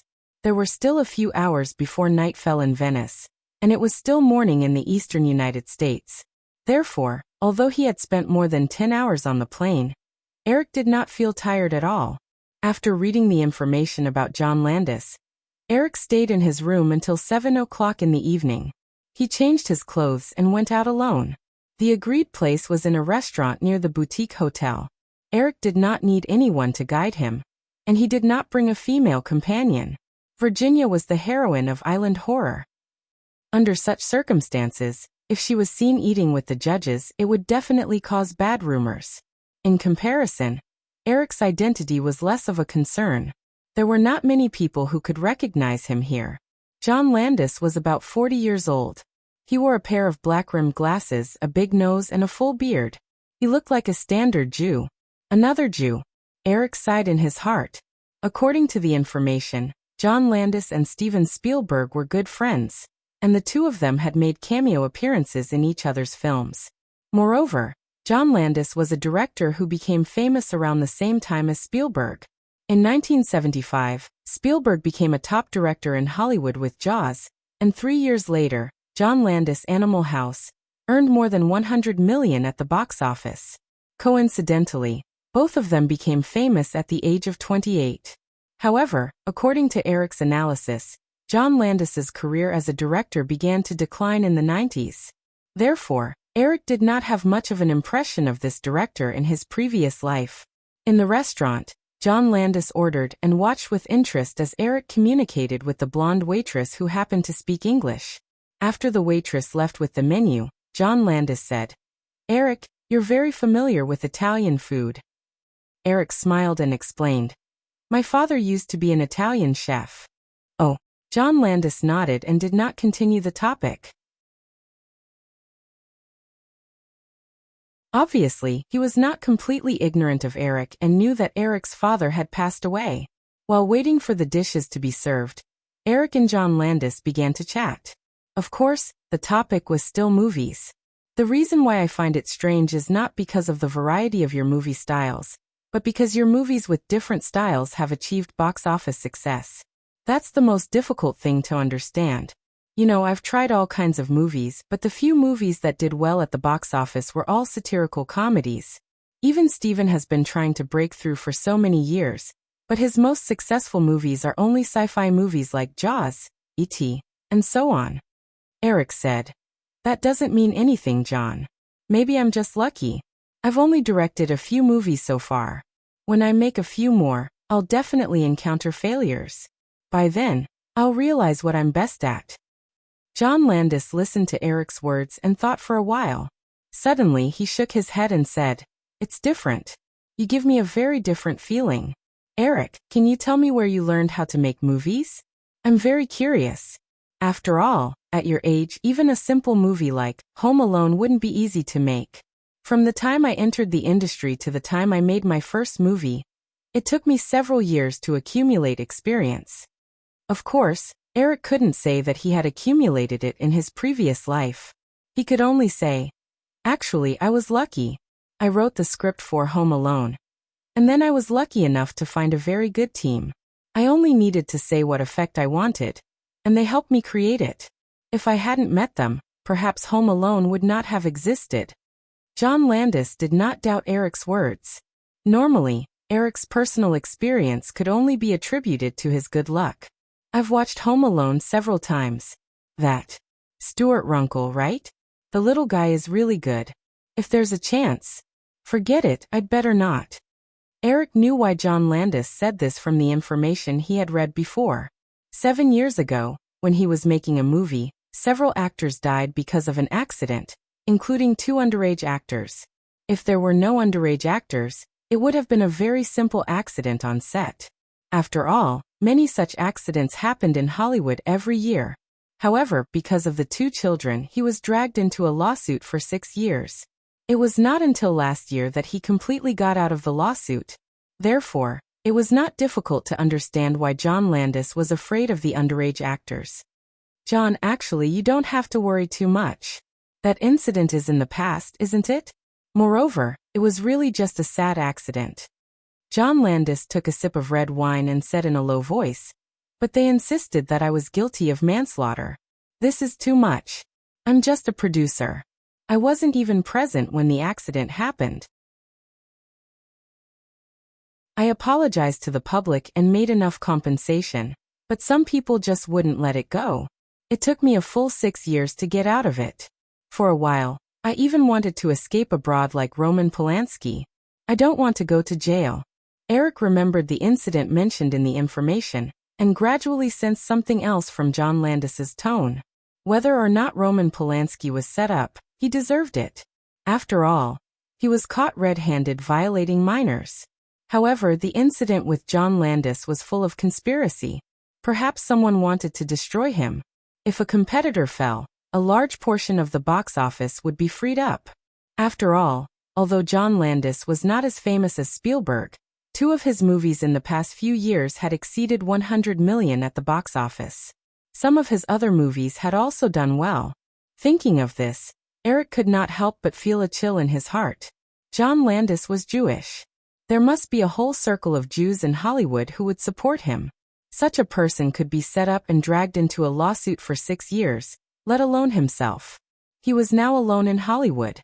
If someone wanted to deal with him, it would be terrible. Quickly shaking the worry out of his mind, Eric knew that it was not the time to worry. He said to John Landis, "Don't think about these things anymore, John. It's all in the past, isn't it? You see, last year's trip to the United States was actually the most direct counterattack." When John Landis heard Eric mention his proud work, he smiled. Indeed, not long after A Trip to the United States was released, the incident was completely over. However, if it weren't for the success of A Trip to the United States, I don't know how long I would have been delayed. After this topic, John Landis also felt a sense of intimacy with Eric. "Eric, I've watched Island Horror several times. Whether it was the suspense setting or the final plot twist, it was amazing. In May, the Cannes Film Festival just selected the youngest Best Director. I believe that the Venice Film Festival will definitely not be too conservative." Hearing John Landis say this, Eric knew that John Landis might be inclined to help him lobby for the Best Screenplay award. So he quickly shook his head and said, "John, I'm only 19 years old now. I don't think too much about the honor. If I get recognized too early, I won't have much motivation to move forward in the future. What do you think?" John Landis was stunned for a moment. Then he suddenly smiled and nodded. "I understand." Eric also smiled and raised his glass of wine. John Landis knew that Eric was thanking him. He also raised his glass and clinked it with Eric's. He said softly, "Don't worry, I'll try my best." Eric didn't answer. He drank the red wine in his glass in one gulp. Putting down the wine glass, Eric was about to talk to John Landis about other topics when he suddenly heard a familiar female voice not far behind him. She said faintly, "Haha, that fat man just now was so funny. He actually said that I looked like. Haha, he even said that he was a director. But you're too mean." Raising his eyebrows, Eric could not help but look at the source of the voice. The back of a woman with brown curly hair appeared in his sight. Eric smiled. He did not expect Julia to come to Venice. The woman sitting opposite her must be the second daughter of the Murdoch family, Elizabeth Murdoch. "Why, did you meet an acquaintance?" John Landis followed Eric's gaze, but he was not familiar with Julia. If they were face to face, he might recognize the woman, but he could not recognize her just by looking at her back. Eric nodded. "2 acquaintances, but they probably don't want me to go over and say hello. I'll just ignore them." John Landis looked at the 2 girls not far away and smiled ambiguously. "You always have to take the initiative when you're chasing girls. Sitting here won't bring any girls to you." You're tuning in to the Earbook Haven YouTube channel. Don't forget to subscribe and join us on this journey to catch the most captivating stories.